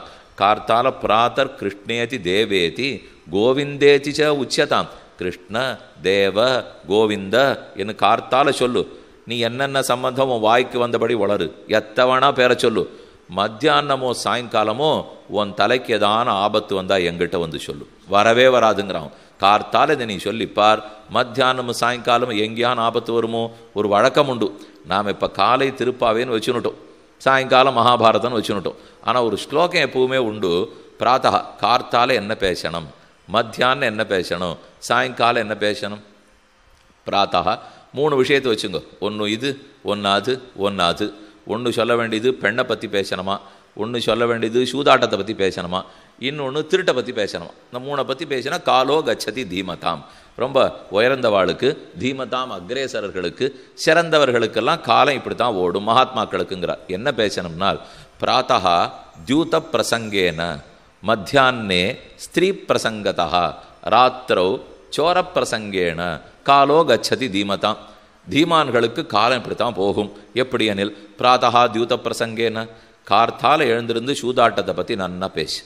மத்தியானமான எந்தெந்த பெண் உண்டோ அவளை பற்றி எல்லாம் பேசு. சாயங்காலமான திருட்டை பற்றி பேசு. ஆச்சா வாழ்க்கை நன்னா ஓடும் இப்படின்னு ஒரு ஸ்லோகம். இது என்ன சுவாமி நேர அநியாயமாக இருக்குது, இப்படி பேசினா ஓடுமானால்? அவர் சொல்கிறது கார்த்தால மகாபாரத கதையப்படி, மத்தியான பெண்ணுங்கிறது சீதா ராமாயண கதையப்படி, சாயங்காலம் திருட்டுங்கிறது கண்ணன் பாகவதத்தை படி. அப்போ பாரதத்தை படி, ராமாயணத்தை படி, பாகவதத்தை படி. ஆனால் இப்படி சொன்னால் நம்மெல்லாம் அவ்வளோதானே, இதான் எனக்கு தெரியுமே அப்படின்னு பேசாமல் இருப்போம். ஆனால் வேணும்னு அதை திரிச்சு சூதாட்டத்தை கேளு, ஸ்திரீயை பற்றி பேசு, திருட்ட பேசு, அது என்ன சுவாமி அப்படின்னு ஆர்வமாக வரும் பாருங்க. இதை நான் நேரடியாக பாரதத்தை கார்த்தாலே, மத்தியான ராமாயணம், சாயங்காலம் பாகவதன்னு சொல்லியிருந்தேன்னு வச்சுங்க, எங்கேயோ பார்த்துன்னு கேட்டுருப்பா. இது என்ன சுவாமி பெருசாக இருக்குது. அதனால் இது இப்படி சொல்லவே மாட்டா பெரியவர்கள். இப்படி மறைச்சி சொன்னா தான் சரி கேட்டுக்கணும்னு வரோமோ இல்லையோ. ஏன் சொல்கிறதுக்கு வந்தே, இதை போல் தான் கதை சொல்கிறோம்.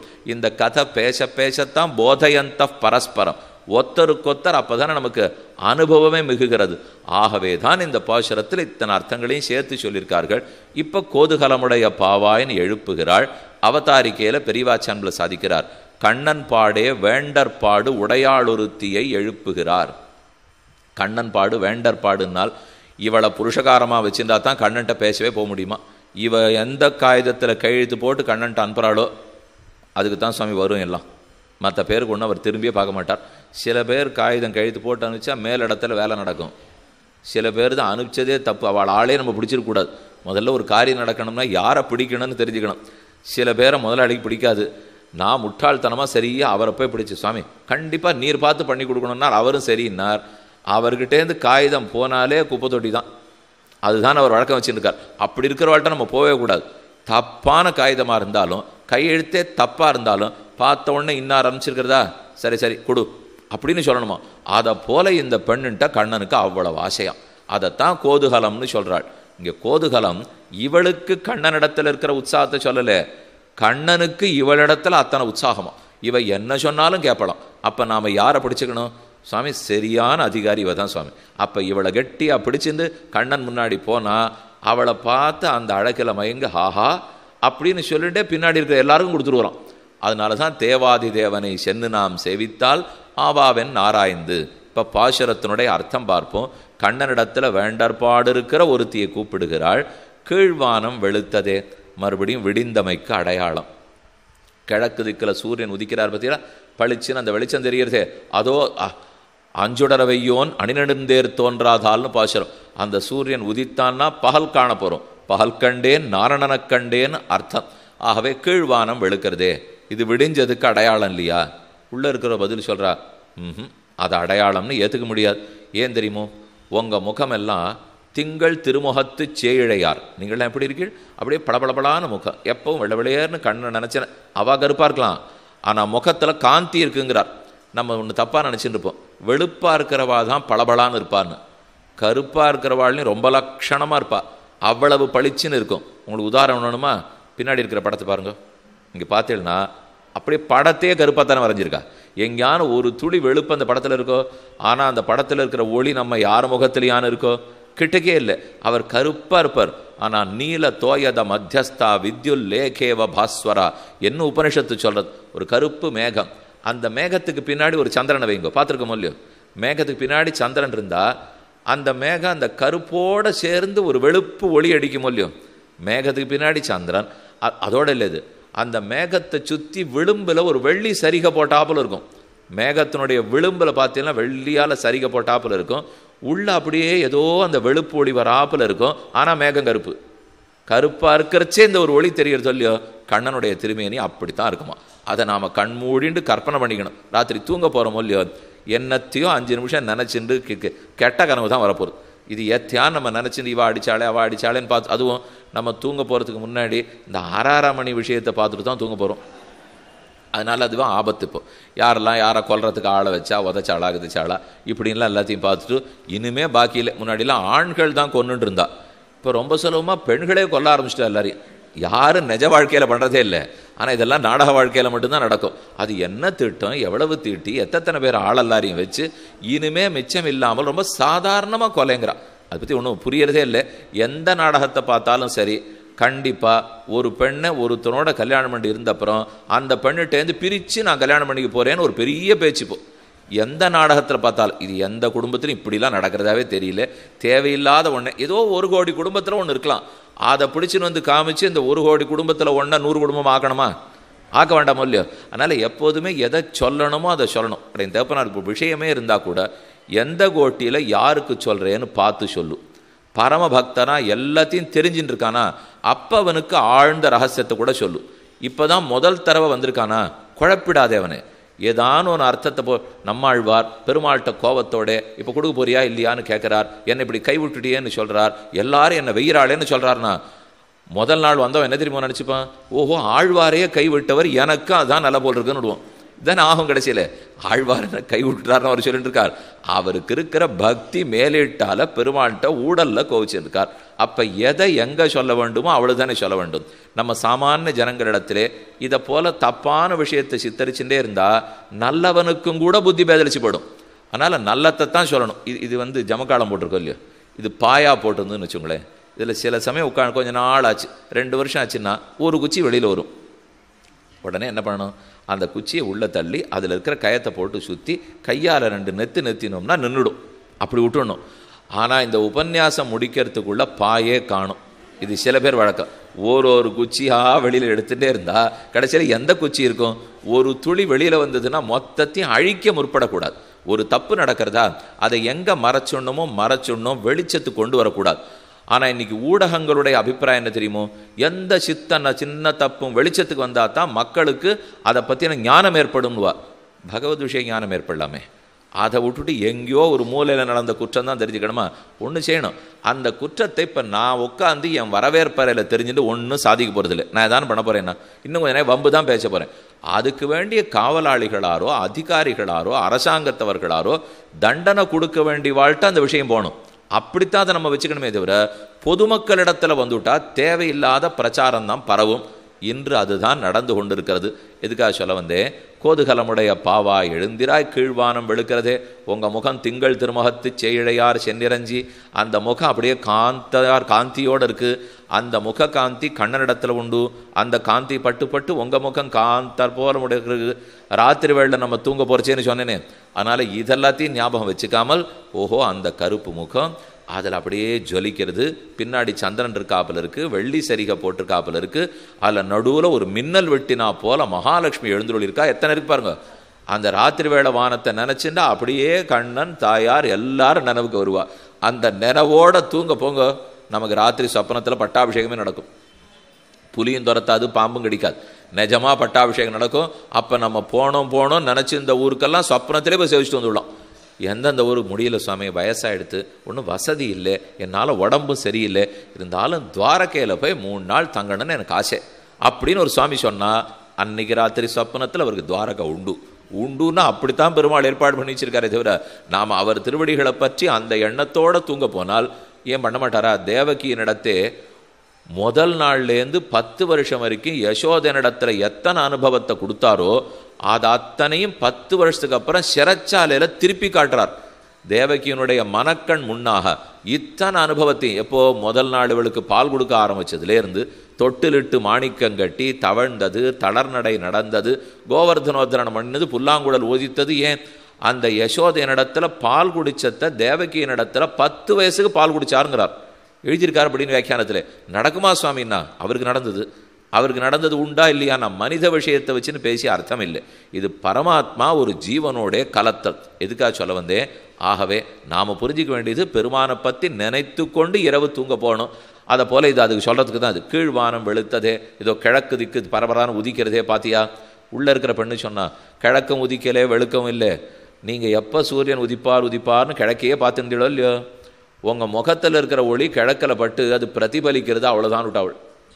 இது தேவை. நன்னா கண்டுபிடிச்சாள்னா இவ உள்ளே படுத்துட்டே, இது ஒன்றும் அங்கெல்லாம் கிழக்கெல்லாம் வெளுக்கவே இல்லை, உங்கள் முகம் பளபளான்னு இருக்கோ இல்லையோ. நீங்கள் மொத்த பேரும் கிருஷ்ண அனுபவம் வேணும் 6 மணியானா போகலாம், கிருஷ்ண அனுபவம் வேணும் 6 மணியானா போகலாம் இப்படின்னு சொல்லிகிட்டே இருந்தீங்களோ இல்லையோ, அந்த பக்கமே பார்த்துட்டு இருந்திருக்கீள். அதனால கிழக்கு வெளுத்தாப்பில் இருக்குது. இவ முழிச்சுண்டா அடுத்த அடையாளம் சொல்கிறா. எருமை சிறுவீடு மெய்வான் பரந்தனகான் கீழ்வானம் வெள்ளன்னு ஒத்துக்கலை இவள். எருமை சிறு வீடு மெய்வான் என்ன பெண்ணே சொல்லிட்டே. அப்படி சூரியன் உதிச்சு பளிச்சுன்னு வெளிச்சம் வந்த உடனே எரும மாடுகள்லாம் சிறு வீடு மேயறதுக்கு பார், கார்த்தால 4:30 மணி 5 மணிக்கு கொஞ்சமாக அப்படி அருணோதயம்னு சொல்கிறோம் இல்லையோ, அப்போ கொஞ்சமாக வெளிச்சம் மட்டும் வர ஆரம்பிக்கும். அப்போ எரும மாடுகளை நுனிப்புல் மேய்தல் அப்படின்னா வீட்டு புழக்கடையில் இருக்கிற இடத்துக்கு போய் மேயறதுக்கு விடுவாளாம். அதான் சிறு வீடு மேய்தல். அதுக்கப்புறம் 7 மணிக்கு அப்புறம் பெருவீடு மேய்தலுக்காக வெளியில் போடும், நல்ல களத்து மேட்டுக்கு போகும். இப்போ வீட்டுக்கு பின்னாடி மேய போகிறதே, அப்போ எரும மாடுகள் அப்படி கருப்பு கருப்பாக போகிறதே அவனுக்கு தெரியலையா? அவ பதில் சொல்லிட்டா, அது எரும மாடே இல்லை. எது தெரியுமோ போகிறது? உங்கள் முகத்தின் ஒளி போட்டு பளிச்சு அப்படின்னு அந்த வெளிச்சம் அடிக்கிறதோ இல்லையோ, அந்த வெளிச்சத்திலே இருட்டு முட்டாக போகிறது. இருட்டு இப்படி குண்டு குண்டாக போகிறது, எருமாடு போகிறாப்புல உனக்கு பட்டுருக்கு போல் இருக்கு. அதனால் எரும மாடெல்லாம் போகலை, எருமை சிறுவீடு மெய்வான் பரந்தனகான். அவள் உள்ள கேட்குறா, நீங்கள் எல்லாரும் வந்துட்டேன் விடிஞ்சதுன்னு சொல்கிறீளே, 10 பேர் தான் நீங்கள் நிற்கிறீள். அப்போ 4,99,000 மிச்சம் இருக்கிற பேர் எங்கே? மொத்தம் 5 லட்சம் பேர் உண்டோ இல்லையோ, அவள்லாம் தூங்கிட்டு தானே இருக்கா, என்னை மட்டும் தூக்கத்திலேருந்து எழுப்பவர்களே என்று இவள் கேட்டாள்.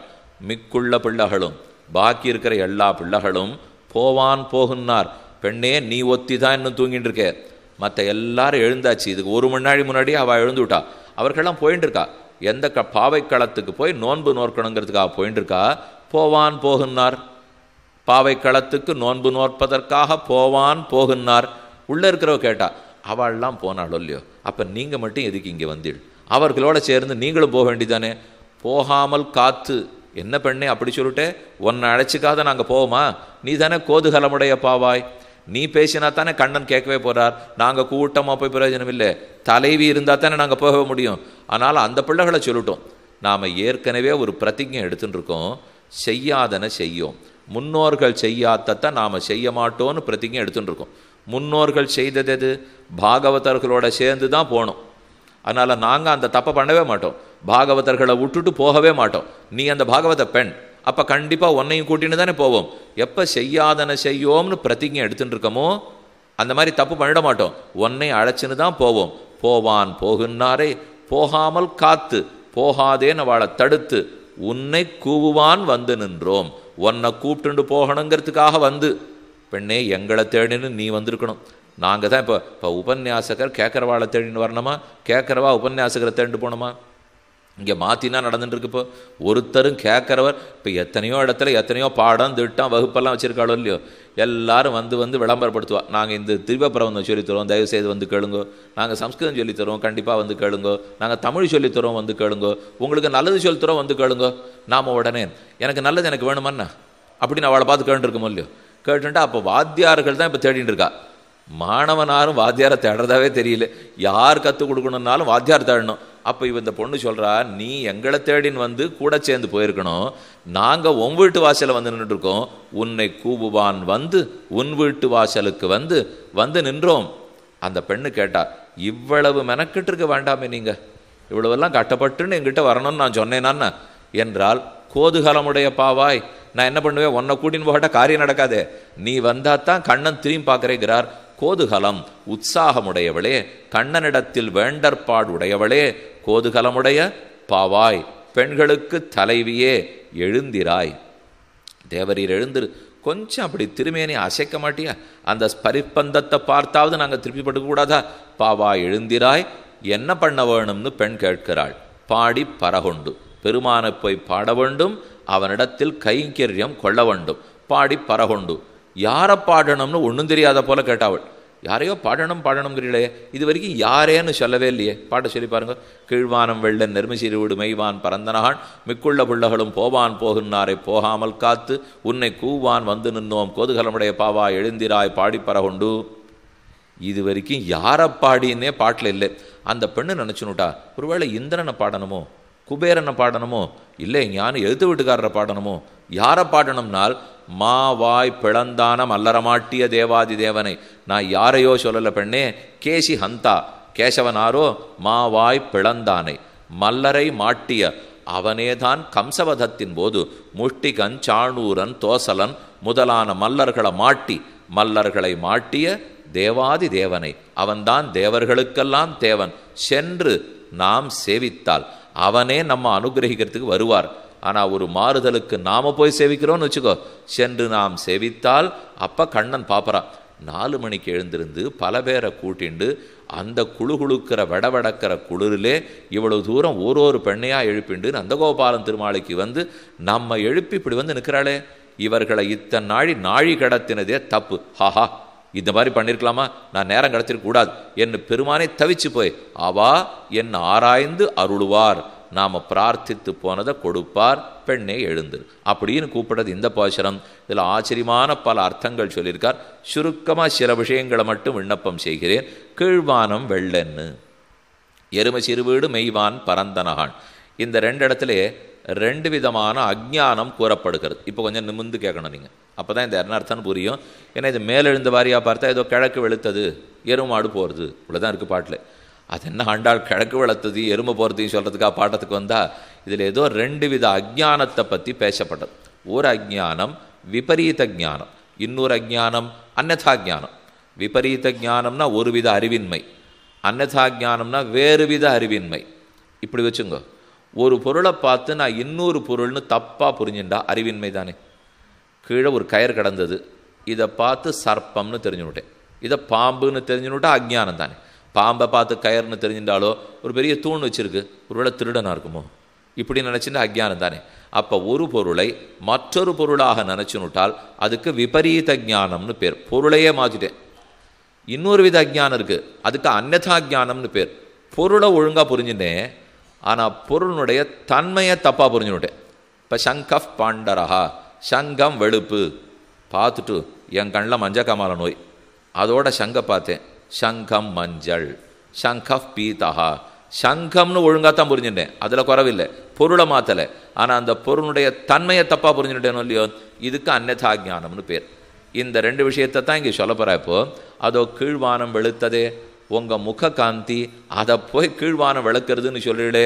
இது இவர்களுடைய அந்நதா ஞானம் இருக்கிறபடி. இது வேற விதமாக மாற்றி தன்மையை மாற்றி புரிஞ்சுட்டாலோ இல்லையோ, அந்நதா ஞானம். அடுத்தது எரும சிறுவீடு மெய்வான் பரந்தனகான், விபரீத ஞானம் இருக்கிறபடி.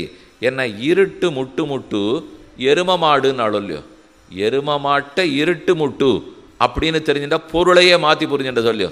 அப்போ பொருளை மாற்றி புரிஞ்சுட்ட விபரீத ஞானம், தன்மையை மாற்றி புரிஞ்சுட்ட அந்நதா ஞானம். இந்த ரெண்டு என்ன சொல்ல வராள் ஆண்டாள்?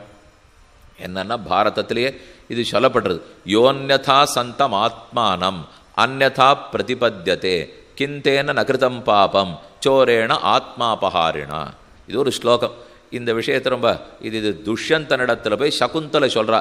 நீ யாருன்னு தெரியாமல் ஏகோகம் அஸ்மீதிச்சம் அந்நதேத்வம், நான் தனி ஒத்திரி என்னை பார்க்கலே நினச்சிக்கிறியே முட்டாள். எத்தனை பேர் நீ பண்ணுறதை பார்த்துட்டு இருக்கா தெரியுமா? தெய்வம் உன் தலையிலேயே உட்காண்டு உன் உள்ளேயே உட்காந்து பார்த்துட்டு இருக்கு. பரதனை உன் பிள்ளை இல்லைன்றியே, என்னை நீ கல்யாணம் பண்ணுறதே ஞாபகம் இல்லைன்னு சொல்கிறியே என்ன சகுந்தலை துஷ்யந்தனிடத்தில் பேசச்சே இந்த ஸ்லோகத்தை சொல்கிறா. யஹா அந்யதா சந்தம் ஆத்மானம் அந்யதா பிரதிபத்தியதே. பெருமானுக்கு அடிமை ஜீவாத்மா, ஆனால் இவன் சுதந்திரன் நினைக்கிறானோ இல்லையோ, இது பெரிய தப்பு. பெருமானுக்கு அடிமை தான் நாம், ஆத்மாவுக்கு அப்போ தன்மை என்ன? அடிமைத்தன்மை. ஆனால் அதை மாற்றி என்ன நினச்சுன்னுட்டேன்? சுதந்திரத்தன்மைன்னு நினச்சுன்னுட்டேன். நான் பெருமானுக்கு அடிமைங்கிறது தான் உண்மை. ஆனால் என்னை பற்றி நானே என் வாழ்க்கையை பார்த்துக்கிறேன். நான் தானே இத்தனை நாள் சம்பாதிச்சிருக்கேன், நான் தானே குடும்பத்தை காப்பாற்றிருக்கேன், என் எதிரிகளிடத்துலேருந்து நான் தானே காப்பாற்றின்னு இருக்கேன். அப்போ நான் ஒருத்தருக்கும் அடிமை இல்லை என்று பேச முற்பட்டால் அது அசுரத்தன்மை. அப்போது பெருமானுக்கு அடிமைத்தன்மை உடையது ஜீவாத்மாங்கிறதே தன்மையை மாற்றி புரிஞ்சுக்கிறோம் இல்லையோ. இந்த தன்மையை மாற்றி பரதந்திரம் தான் இந்த ஜீவாத்மா. அப்போ பாரதந்திரியங்கிற தன்மையை மாற்றி சுவாதந்திரியங்கிற தன்மையை புரிஞ்சுக்கிறோம் இல்லையோ, இது அந்நதா ஞானம். பொருளை பற்றி தன்மையை மாற்றினது. இன்னொன்று பொருளையே மாற்றி புரிஞ்சுட்டோம். எப்படின்னால் இந்த சம்சாரத்துக்கு ரெண்டு விஷ செடி, ரெண்டு விஷ விதை இருக்குது. எதுவெனில் அனாத்மனி ஆத்ம புத்திஹி அஸ்வே ஸ்வமிதியா மதிஹி சம்சார விஷவிருக்ஷம். இந்த விரக்ஷத்துக்கு இந்த தான் த்விதா பீஜம், இந்த ரெண்டுத்த பீஜம்னு தெரிஞ்சுக்கோ. எதுவெனில் அனாத்மனி ஆத்ம புத்திஹி, இது தேகம், இது ஆத்மா. இது வேற பொருள், இது வேற பொருள். நன்னா நமக்கே வித்தியாசம் தெரியுமே. ஆத்மா அழியாது, தேகம் அழியும். ஆத்மாவுக்கு அறிவு உண்டு, தேகத்துக்கு அறிவு கிடையாது. ஆத்மா ரொம்ப சூக்ஷ்மம், தேகம் ஸ்தூலம். தேகத்தை பஞ்சபூதங்களால் பண்ணியிருக்கு, ஆத்மாவை ஞானத்தால் பண்ணியிருக்கு. தேகத்தை பிரித்து கை காலுன்னு அவயவங்கள்லாம் உண்டு, ஆத்மாவுக்கு அதை போல் அவயவங்கள் இல்லை. தேகம் அழியும், ஆத்மா அழியாது. இத்தனை வித்தியாசம் இருக்கும் இல்லையோ. ஆனால் நம்ம எல்லாரும் என்ன நினச்சிட்டு இருக்கோம்? நான் மனிதன், நான் குரங்கு, நான் சிங்கம், நான் பெண், நான் ஆண், நான் உயரம், நான் சுகப்படுறேன், நான் துக்கப்படுறேன். இது எல்லாமே தப்பு. ஏன்னா நான் சொன்னது அத்தனை ஆத்மா. சுகப்படுறேன், துக்கப்படுறேன், உயரம், குள்ளம், பணக்காரன், தேவன், மனுஷன் எல்லாம் சரீரத்துது. அப்போ இந்த சரீரத்தை எல்லாத்திலையும் ஆத்மாவோட சேர்த்து குழப்பிடுறோம் இல்லையோ. இப்போ நான் இப்படி சொல்கிறேனே, நான் தந்தை, சுவாமி நான் பிறக்கரிசி எப்படி இருந்தேன், நான் பிள்ளை. அப்புறம் என்னாச்சு, யாரோ ஒரு தம்பியோ தங்கையோ பிறந்தா, நான் அண்ணன். அப்புறம் கல்யாணம் பண்ணி வச்சா, நான் கணவன். அப்புறம் எனக்கே குழந்தை பிறந்தது, நான் தகப்பன். அப்புறம் அவனுக்கு கல்யாணம் பண்ணி வச்சேன், நான் மாமனார். அப்புறம் அவனுக்கு குழந்தை பிறந்தது, நான் தாத்தா. இப்படிலாம் சொல்லாமோ இல்லையோ. இப்போ வரிசையாக நான் சொன்னதெல்லாம் எழுதிருங்கோ. நான் பிள்ளை, நான் அண்ணா, நான் அப்பா, நான் மாமனார், இதுதான் வரிசையாக எழுதுங்களேன். இது எல்லாத்தையும் எழுதிட்டா இடது பக்கம் இருக்கிறதெல்லாம் ஒன்றா இருந்தது. நான் நான் நான் நான். வலது பக்கம் பிள்ளை, அண்ணா, அப்பா, கணவன், மாமனார், தாத்தா, இதெல்லாம் மாறிண்டே இருந்ததோ இல்லையோ. எதெல்லாம் மாறினதோ அதெல்லாம் சரீரம், எதெல்லாம் மாறாத இருந்ததோ அதெல்லாம் ஆத்மா. அப்போ நான் சொல்கிறதெல்லாம் ஆத்மா. நான் அப்பாவா? இல்லை சுவாமி நான் ஆத்மா. நான் பிள்ளையா? இல்லை சுவாமி நான் ஆத்மா. நான் மாமனாரா? இல்லை சுவாமி ஆத்மா. இதில் ஒன்று சொன்னாலும் ஒரு வம்பு இருக்குது. நான் பிள்ளைன்னு சொன்னால் ஒரு வம்பு, நான் அப்பான்னு சொன்னால் வேற வம்பு, நான் கணவன் பொறுப்பேற்றுன்ற உடனே வேற வம்பு, மாமனாரான உடனே பெரிய வம்பு, எத்தனையோ இருக்கும் இல்லையோ. இப்படி ஒன்று இருக்கிறதெல்லாம் சரீரகதமான வம்பு. ஆனால் நான் ஆத்மா நான் ஆத்மா நான் ஆத்மான்னு சொல்லி பாருங்க, யாரானு கிட்டக்க வருவாங்கிற வம்புக்கு. சுவாமி அவர் ஏதோ அவர் பாட்டு மூலையில் உட்காந்து பேசின்னு இருப்பார், நமக்கு அவருக்கு சம்மந்தமே இல்லை அப்படின்னு போய்டுறாளோ இல்லையோ. இதுதான் வம்பு இல்லாத இருக்கிறதுக்கு வழி. ஆனால் நாம் வம்ப தேடி போகிறோம். இப்போ நான்கிற ஜீவனை சரீரத்தோட குழப்பினுட்டோம் இல்லையோ. இதைத்தான் அனாத்மனி ஆத்ம புத்தி, அனாத்மாவான தேகத்தை ஆத்மானு பிரமிச்சேன். நான் அல்லாதது தேகம், நான்கிறது ஆத்மா. ஆனால் நான் அல்லாத தேகத்தை நான் நினச்சேனோ இல்லையோ, இதுக்கு தான் தேகாத்மாபிமானம்னு சொல்லுவா. இதை முதல்ல மாறணும். தேகாத்மாபிமானத்தை தான் இந்த இடத்துல விபரீத ஞானம்னு கூறுகிறாள். ஆத்மாவை வேறு பொருளான உடல்னு மாற்றி புரிஞ்சுட்டேனோ இல்லையோ, அது எதே போல கயத்தை பார்த்து பாம்புன்னு புரிஞ்சுட்டா போலே, தூணை பார்த்து திருடன்னு புரிஞ்சுட்டா போலே, ஆத்மாவை போய் தேகம்னு புரிஞ்சுட்டேனே, அதுதான் விபரீத ஞானம். அடுத்தது அந்யதா ஞானம். எது? இந்த ஆத்மாவை ஆத்மானு புரிஞ்சுனுட்டேன் சுவாமி, தேகம் இல்லைன்னு தெரிஞ்சுனுட்டேன், அது உண்மை அறிவு வந்துடுத்து. ஆனால் வேற ஒரு பொய் அறிவு இருக்கு. இப்போ ஆத்மா பரமாத்மாவுக்கு அடிமையாக இருக்க, இல்லை இல்லை இவரை சுதந்திரன்னு புரிஞ்சுட்டேன்னால் அப்போ தன்மையை மாற்றி புரிஞ்சுனுட்டேன். அதுக்கு தான் அந்யதா ஞானம்னு பேர். இந்த ரெண்டு அஜ்ஞானத்தை தான் ஆண்டாள் இந்த பாசுரத்தால் கீழ்வானம் வெளுத்ததே, எரும சிறு வீடு மெய்வான் பறந்ததே, என்னமோ ஒரு இடைப்பெண் வெளுத்ததை பற்றியும் எருமாடு போகிறத பற்றி பேசின்னு இருக்கா. ஆனால் அர்த்தம் என்ன? வேதமனைத்துக்கும் வித்தாகும் கோததமிழ் ஐந்து மைந்து. எப்படி தேகாத்மாபிமானம் தொலையணும், அன்னசேஷத்வாபிமானம் தொலையணும், ஸ்வஸ்வாதந்திரியாபிமானம் தொலையணும். இது தொலைந்தாத்தான் ஆத்மாவுக்கு ஏற்றம். அப்படிங்கிறத தான் இங்கே சாதிக்கிறாள். எருமை சிறுவீடு மெய்வான் பரந்தனகான். இவருக்கு 3 உண்டாம், பசு உண்டாம், எருமாடு உண்டாம், ஆடுகள் உண்டாம். இந்த 3மே நந்தகோபாலர் வச்சிருக்கார். அதனால தான் முத்திரமும் உண்டு. அப்போ இந்த பெண்ணை கூப்பிடுறாளாம், எருமை சிறுவீடு மெய்வான் பரந்தனகான். அது மாட்டுக்கு போட்டோன்னா போயிட்டு போட்டோமே அப்படின்னு இந்த பெண்ணு சொல்கிறா. வெளியில் இருக்கிறா சொல்கிறா, அதுகள் புறப்பட்டு மேய்ச்சலுக்கு போச்சுன்னா நம்ம கண்ணனும் பின்னாடி போடுவார். அதை புரிஞ்சுக்கோ. அப்புறம் நாம் எங்கே போய் கண்ணனை பிடிக்கிறது? அவர் வீட்டில் இருக்கிறதுக்குள்ளே போய் திருவடியை பற்றி கல்யாணம் பண்ணிக்கணும். அவர் மாடு பின்னாடி போயிட்டார்னா சில பேர் சொல்கிறாளோ இல்லையோ, எனக்கு முதல் மனைவி என்னுடைய தொழில் தான்ங்கிறாளோ இல்லையோ. அப்படின்னா அவ்வளோ தூரம் அவள் தொழிலில் வேகமாக இருப்பாளாம், எப்பவும் வீட்டுக்கு வரவே மாட்டா, கார்த்தாலேன்னு போடுவாள்னா. அதை போல் கண்ணன் வச்சுருக்கார், நமக்கு முதல் மாடு மேய்த்தல். அதை விட்டு என் வர்ண தர்மத்தை விட்டால் தான் கல்யாணமே. இப்போ இந்த பெண்ணுக்கு அதை பற்றி தான் கவலை. அவர் காலங்கார்த்தால் எழுந்து மாடுகளுக்கு பின்னாடி போயிட்டார்னா அப்புறம் நம்ம போய் அவரை பிரார்த்திக்க முடியாது. நல்ல சீக்கிரம் வா. கீழ்வானம் வெள்ளன்னு எருமை சிறுவீடு மெய்வான் பரந்தனகான் மிக்குள்ள. அப்போது அந்த வெளிச்சம் வந்தவுடனே இருட்டெல்லாம் விலகிறதோ இல்லையோ. அதுக்கு வியாக்கியாத்தா சொல்கிறார், நல்ல சத்வகுணனிஷ்டன், உயர்ந்த சத்வகுணத்தோட ஒருத்தர் இருக்கார்னால் அவர் இருக்கிற இடத்தில் தமோ குணம்ங்கிற இருட்டு இருக்காது. ஒருத்தர் நல்ல சாத்விகனாக இருக்கார், அவரை சுற்றி தமஸே இருக்காது. அவருடைய ஒரு விளக்கை ஏற்றி வைங்க, விளக்கு இருக்கிற இடத்துல கூடவே இருட்டு இருந்துன்னு சொல்ல முடியுமோ? விளக்கை ஏற்றினாலே இருட்டை ஓட்டிடுமோ இல்லையோ? அதை போல இந்த பெண்கள் எல்லாம் சத்தகுணனிஷ்டர். இவர்கள் இருக்கும் இடத்தில் இருட்டே இருக்காது. அதனால தான் எருமை சிறுவீடு மெய்வான் பரந்தனகான். இதை பற்றியே விசாரிக்கிறார். சிறுவீடு மெய்வான்னு சொல்கிறாளே, ஆண்டாள் பிராமண பெண்ணு தானே, இவளுக்கு என்ன தெரிஞ்சிருக்கணும்? அக்னிஹோத்திரம் எந்த பாத்திரத்தில் பண்ணணும், அக்னி எப்படி மூட்டணும், ஊதுகுழலை வச்சு எப்படி ஊதி நெருப்பை மூட்டணும், அதுக்கு தர்ப்பம் எங்கே இருக்கும், அதுக்கு விராட்டி ஸ்ராத்தூள் எங்கே இருக்கணும், இதெல்லாம் தானே இந்த பெண்ணுக்கு தெரிஞ்சிருக்கணும். ஆனால் இவ என்ன பேசுகிறாப்போ, கோழி அழைத்தனகான், எருமை சிறுவீடு மெய்வான் பரந்தனகான். சாமி, இதெல்லாம் பிராமணாள் வீட்டு பெண்ணுக்கு தெரியுமோ? அவளுக்கு தெரிஞ்சிருக்கேன், பெரியாழ்வாருக்கு தெரியவே தெரியாது. ஆனால் இவளுக்கு தெரிஞ்சிருக்கேன்னால் அவள் அந்த கோபிகா தன்மையை எடுத்துனுட்டாளோ இல்லையோ. தான் இப்போ ஒரு கோபிகையாக நினச்சித்தானே அனுகாரம் வேண்டுக்கா.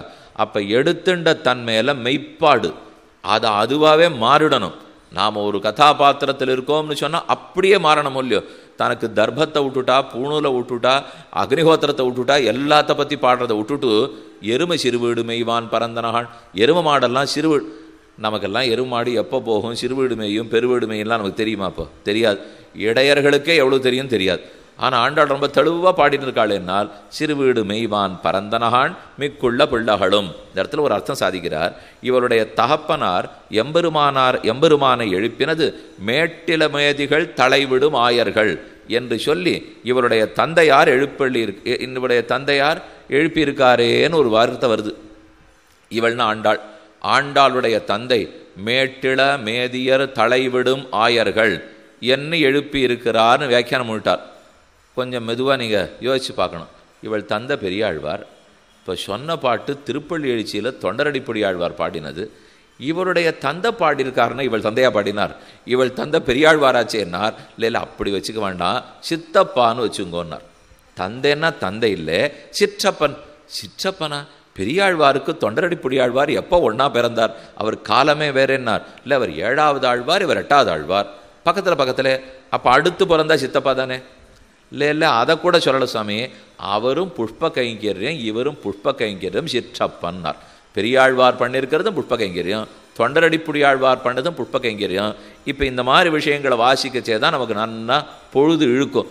ஓஹோ, இவர் ஏதோ தாப்பனார். ஆனால் கொஞ்சம் உபயோகப்படுத்தி இந்த பாட்டு இவர் தந்த பாடினது இல்லையேன்னு முதல்ல புரியணும். அதுக்கு முதல்ல திருப்பள்ளிஷி தெரியணும். அதுக்கு முழுக்க பெரியாழ்வாருடைய 461 பாட்டும் தெரிஞ்சு அதில் இந்த பாட்டு இல்லைன்னு புரியணும். அப்புறம் தான் சந்தேகமே வரும். சாமி, எங்களுக்கு 4000ல் 4 பாட்டு கூட தெரியாது, நாங்கள் நினச்ச பாட்டில் இது இல்லை அப்படின்னு சொல்லிட்டு அப்புறம் புரியவே புரியாது இல்லையோ. அதனால தான் இவள் தந்தை சிற்றப்பனன்னு தொண்டரடிப்புடியாழ்வாரை சாதிக்கிறார்.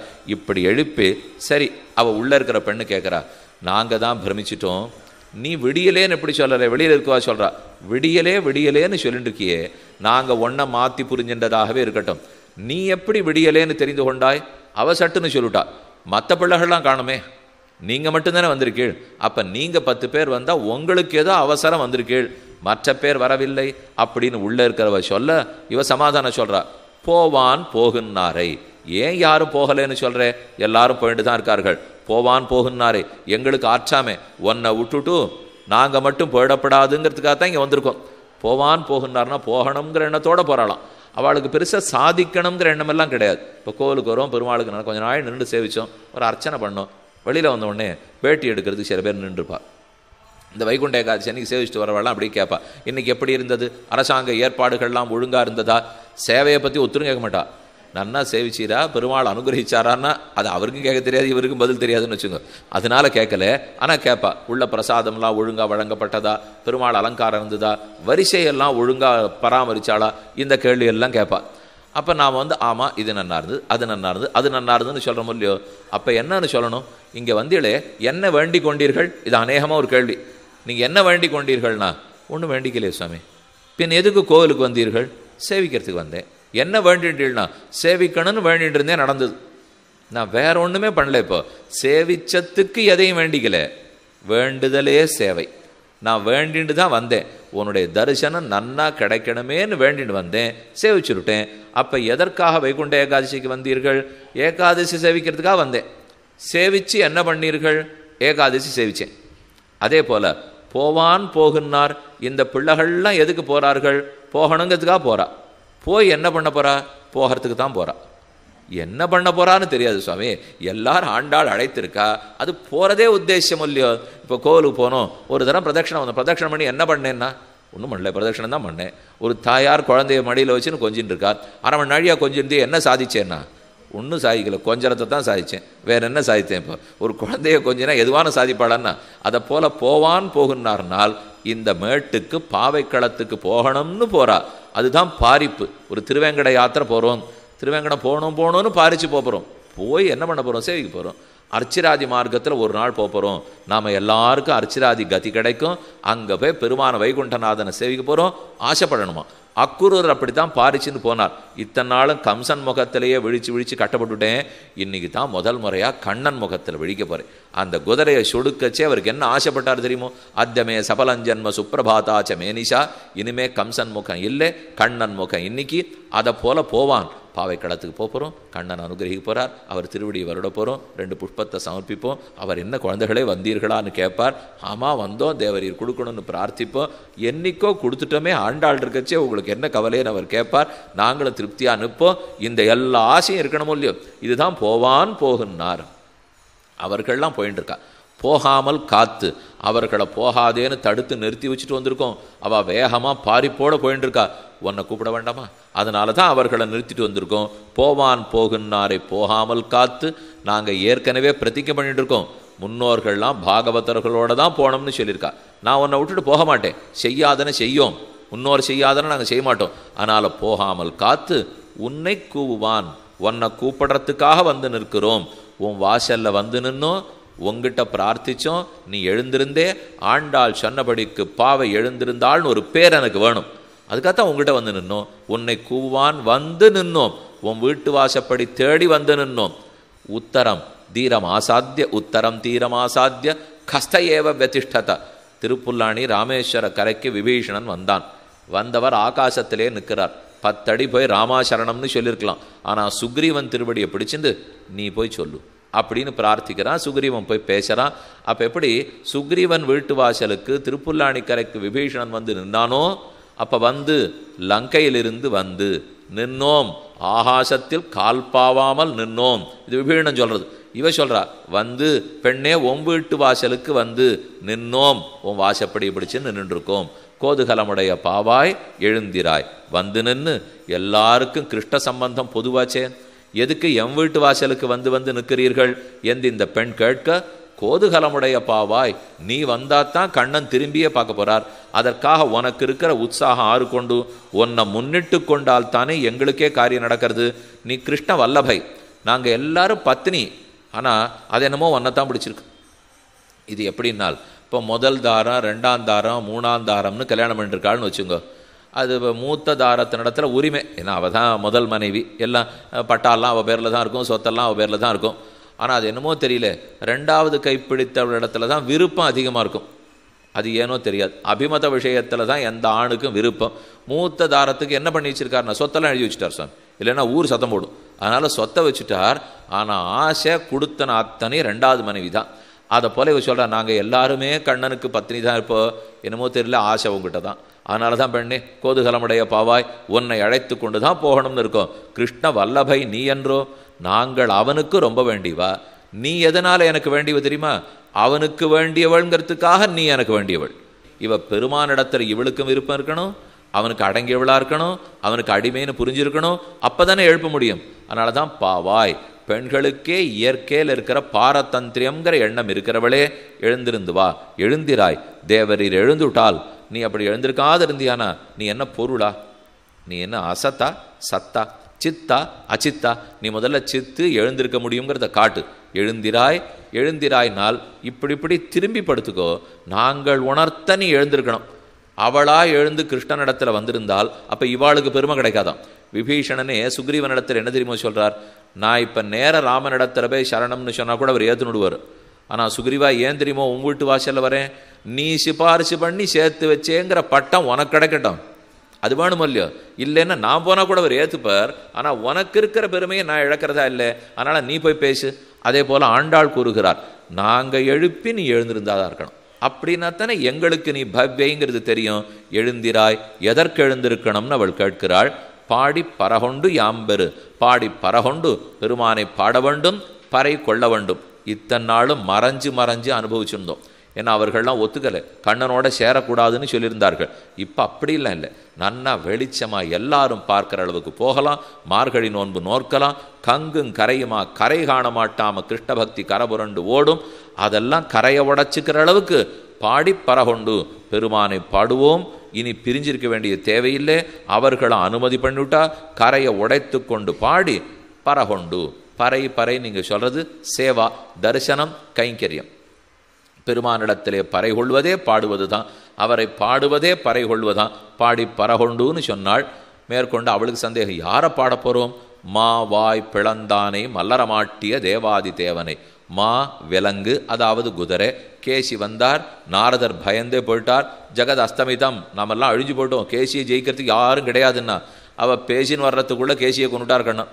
அதனால் மாவாய் பிளந்தான், அந்த கேசியை முடித்தவன், மல்லரை மாட்டிய தேவாதி தேவன். எப்போ மாவாய் பிளந்தான்னு சொன்னாரோ ஒரு அர்த்தம் மனசில் வாங்கிக்கணும். நாம் பெருமானை அனுபவிக்க போகிறச்சே அதுக்கு விரோதி இருக்குது. இப்போது நாம் ஒரு இடத்துல போய் ஒரு பொருளை வாங்கணும், ஆனால் அது வாங்கிறதுக்கு முடியாத வேறு ஏதோ தடங்கள் இருக்குது.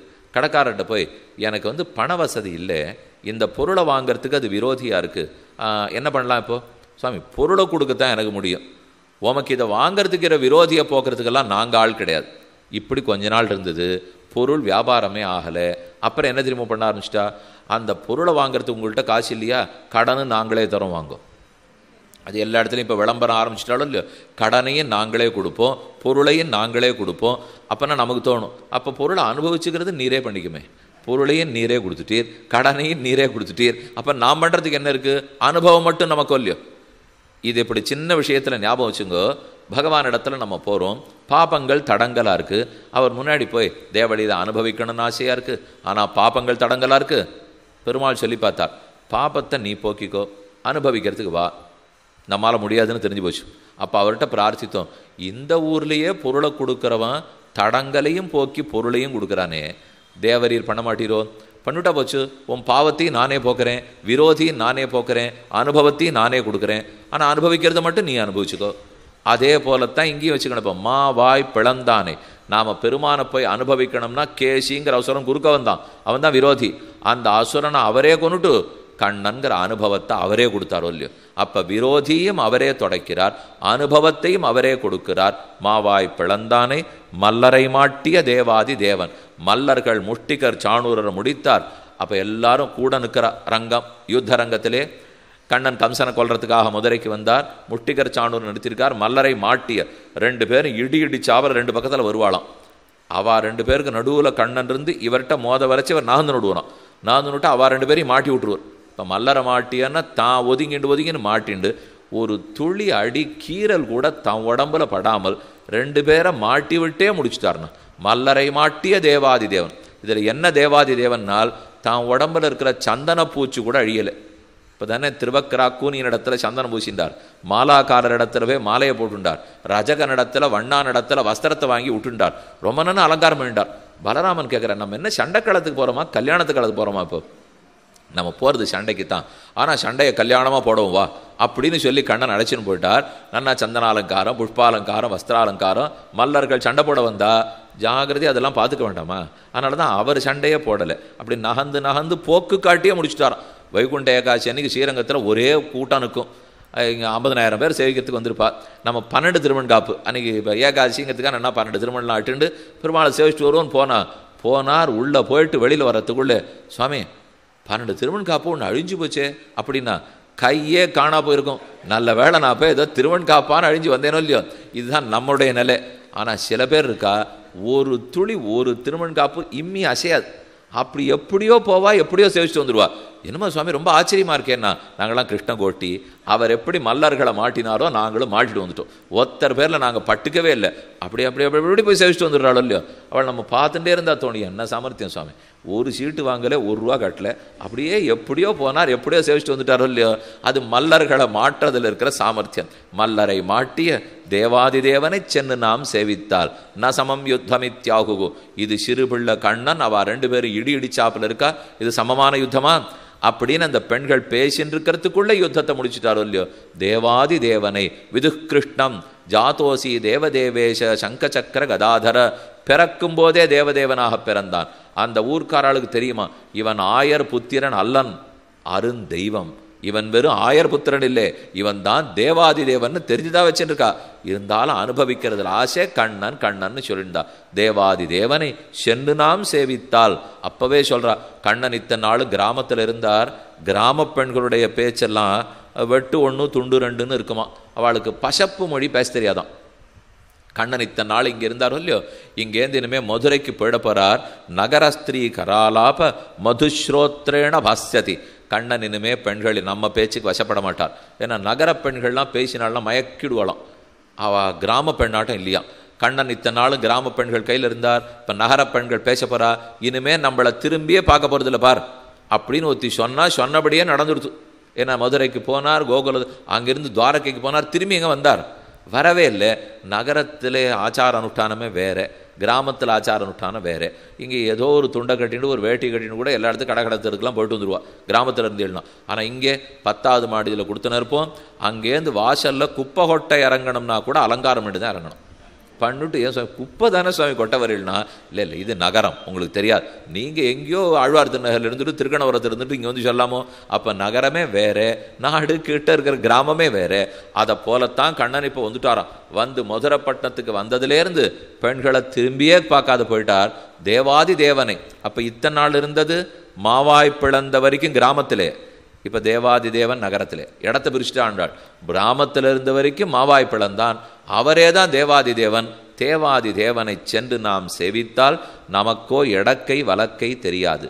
அவனோ தேவாதி தேவன், அவரே நம்மளை ரட்சிக்க வருவார். ஆனால் நாம் போய் சேவித்தால், சென்று போய் காட்டணும். உன்னை விட்டு பிரிந்து விரகம் எவ்வளவு தூரம் எங்களை தப்பிச்சிருக்கு பற்றியா. ஏகாட்சி ஏக கரணிகைகள் கடிச்சா போலே தண்டகாரணத்துக்குள்ளே ராமன் நுழையிறார்.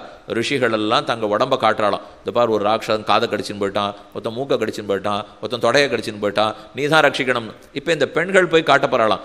உன்னுடைய விரகம் உன்னை விட்டு பிரிந்த ஆற்றாமையாலே நாங்கள் போய் கற்பை இழந்துட்டோம், நாங்கள் விளையலை இழந்துட்டோம், நாங்கள் வரணத்தை இழந்துட்டோம், நாங்கள் எல்லாத்தையும் இழந்துட்டோம்னு சொல்லணுமா? அப்படி போய் சொன்னா, சென்று நாம் சேவித்தால், நாம் அந்த பெருமானிடத்திலே நாம் புண்பட்டதை காட்டினால் நாம் போறது பிராப்தமாக இருக்க அவன் வந்தால் உபஸ்தேயை உபஸ்திதை என்னும் பத்யாம் அபிகமாச்சைவ ஸ்நேக சந்தர்சனேனச்ச என்றும் நடந்து வரதே கண்ணனுக்கு போரும். குசலமா இருக்கிறான்னு கேட்டா போரும், பூர்ண கும்பம் கொடுத்தா போரும், திருவிளக்கெரித்தா போரும். இந்த சின்ன சின்னத்துக்கு சந்தோஷப்படுற பெருமாளே நாம பெருசா சென்று நாம் சேவித்தால், நாம போய் நீ பார்க்க போறியா இல்லையான்னு கேட்டால் நாம் சேவித்தால் அவன் நம்மளை சேவிக்கணும். ஒரு மாறுதலுக்கு நாம் அவனை சேவித்தால். ஏன்னா கண்ணன் எப்பவும் கோபிகளிடத்திலே அப்படியே சுற்றி சுற்றி வருவான். அவரை சேவித்து ஒரு மடக்கு வெண்ணெய் இருக்கான்னு கேட்பறான். இவன் எப்பவும் நம்மகிட்ட கை கூப்பிடுனா, இப்போ நிலைமையை பார்த்தியா தோழி? சென்று நாம் சேவித்தால், இவர் கை கூப்பிட்ற நாள் மாறி போச்சு, இப்போ நாம கை கூப்பிட்ற நாளாக இருக்குது. சென்று நாம் சேவித்தால் ஆவா என்று ஆராய்ந்து அருளும் நம்மாலே பேரு. இந்த குழந்தைகள் எல்லாருக்கும் நான் தானே உபாயம். நாம உபாயங்கிற அத்தியவசாயத்தோடு இருந்தா, உறுதியோடு இருந்தா. ஆனால் நான் போகாது இருக்கவே, காலம் தாழ்த்தவே தானே இப்போ உபேயம் பிராப்பியத்தில் இருக்கிற துவரை என்னை அடையணும்னு இருக்கிற ஆர்வத்தில் வந்துட்டார்கள். இல்லைன்னா இவாள்லாம் இப்படி வரக்கூடியவா கிடையாதே என்று தெரிஞ்சு ஆவா என்று ஆராய்ந்து அருளும். பெருமானுக்கு ஒருவேளை நம்மகிட்ட அன்பு இல்லாத போட்டோம், ஆனால் ரக்ஷணம் இல்லாத போயிடுமா? உலகத்தை முழுக்க பொதுவாக காப்பாற்றித்தாகணும். அதனால கண்டிப்பாக அருளுவார்.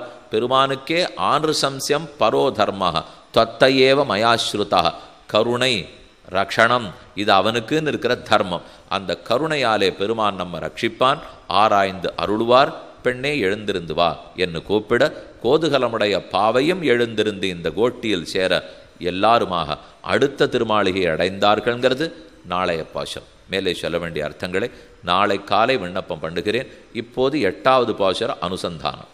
கீழ்வானம் வெள்ளன் எருமை சிறு வீடு மெய்வான் பரந்தனகான் மிக்குள்ள பிள்ளகளும் போவான் போகின்றாரை போகாமல் காத்து உன்னை கூவான் வந்து நின்னோம் கோதுகலமுடைய பாவா எழுந்திராய் பாடிப்பரகொண்டு மாவாய் பிளந்தானை மல்லரமாட்டிய தேவாதி தேவனை சென்று நாம் சேவித்தால் ஆவாவென் ஆராய்ந்தருள் ஏலோர் எம்பாவாய்.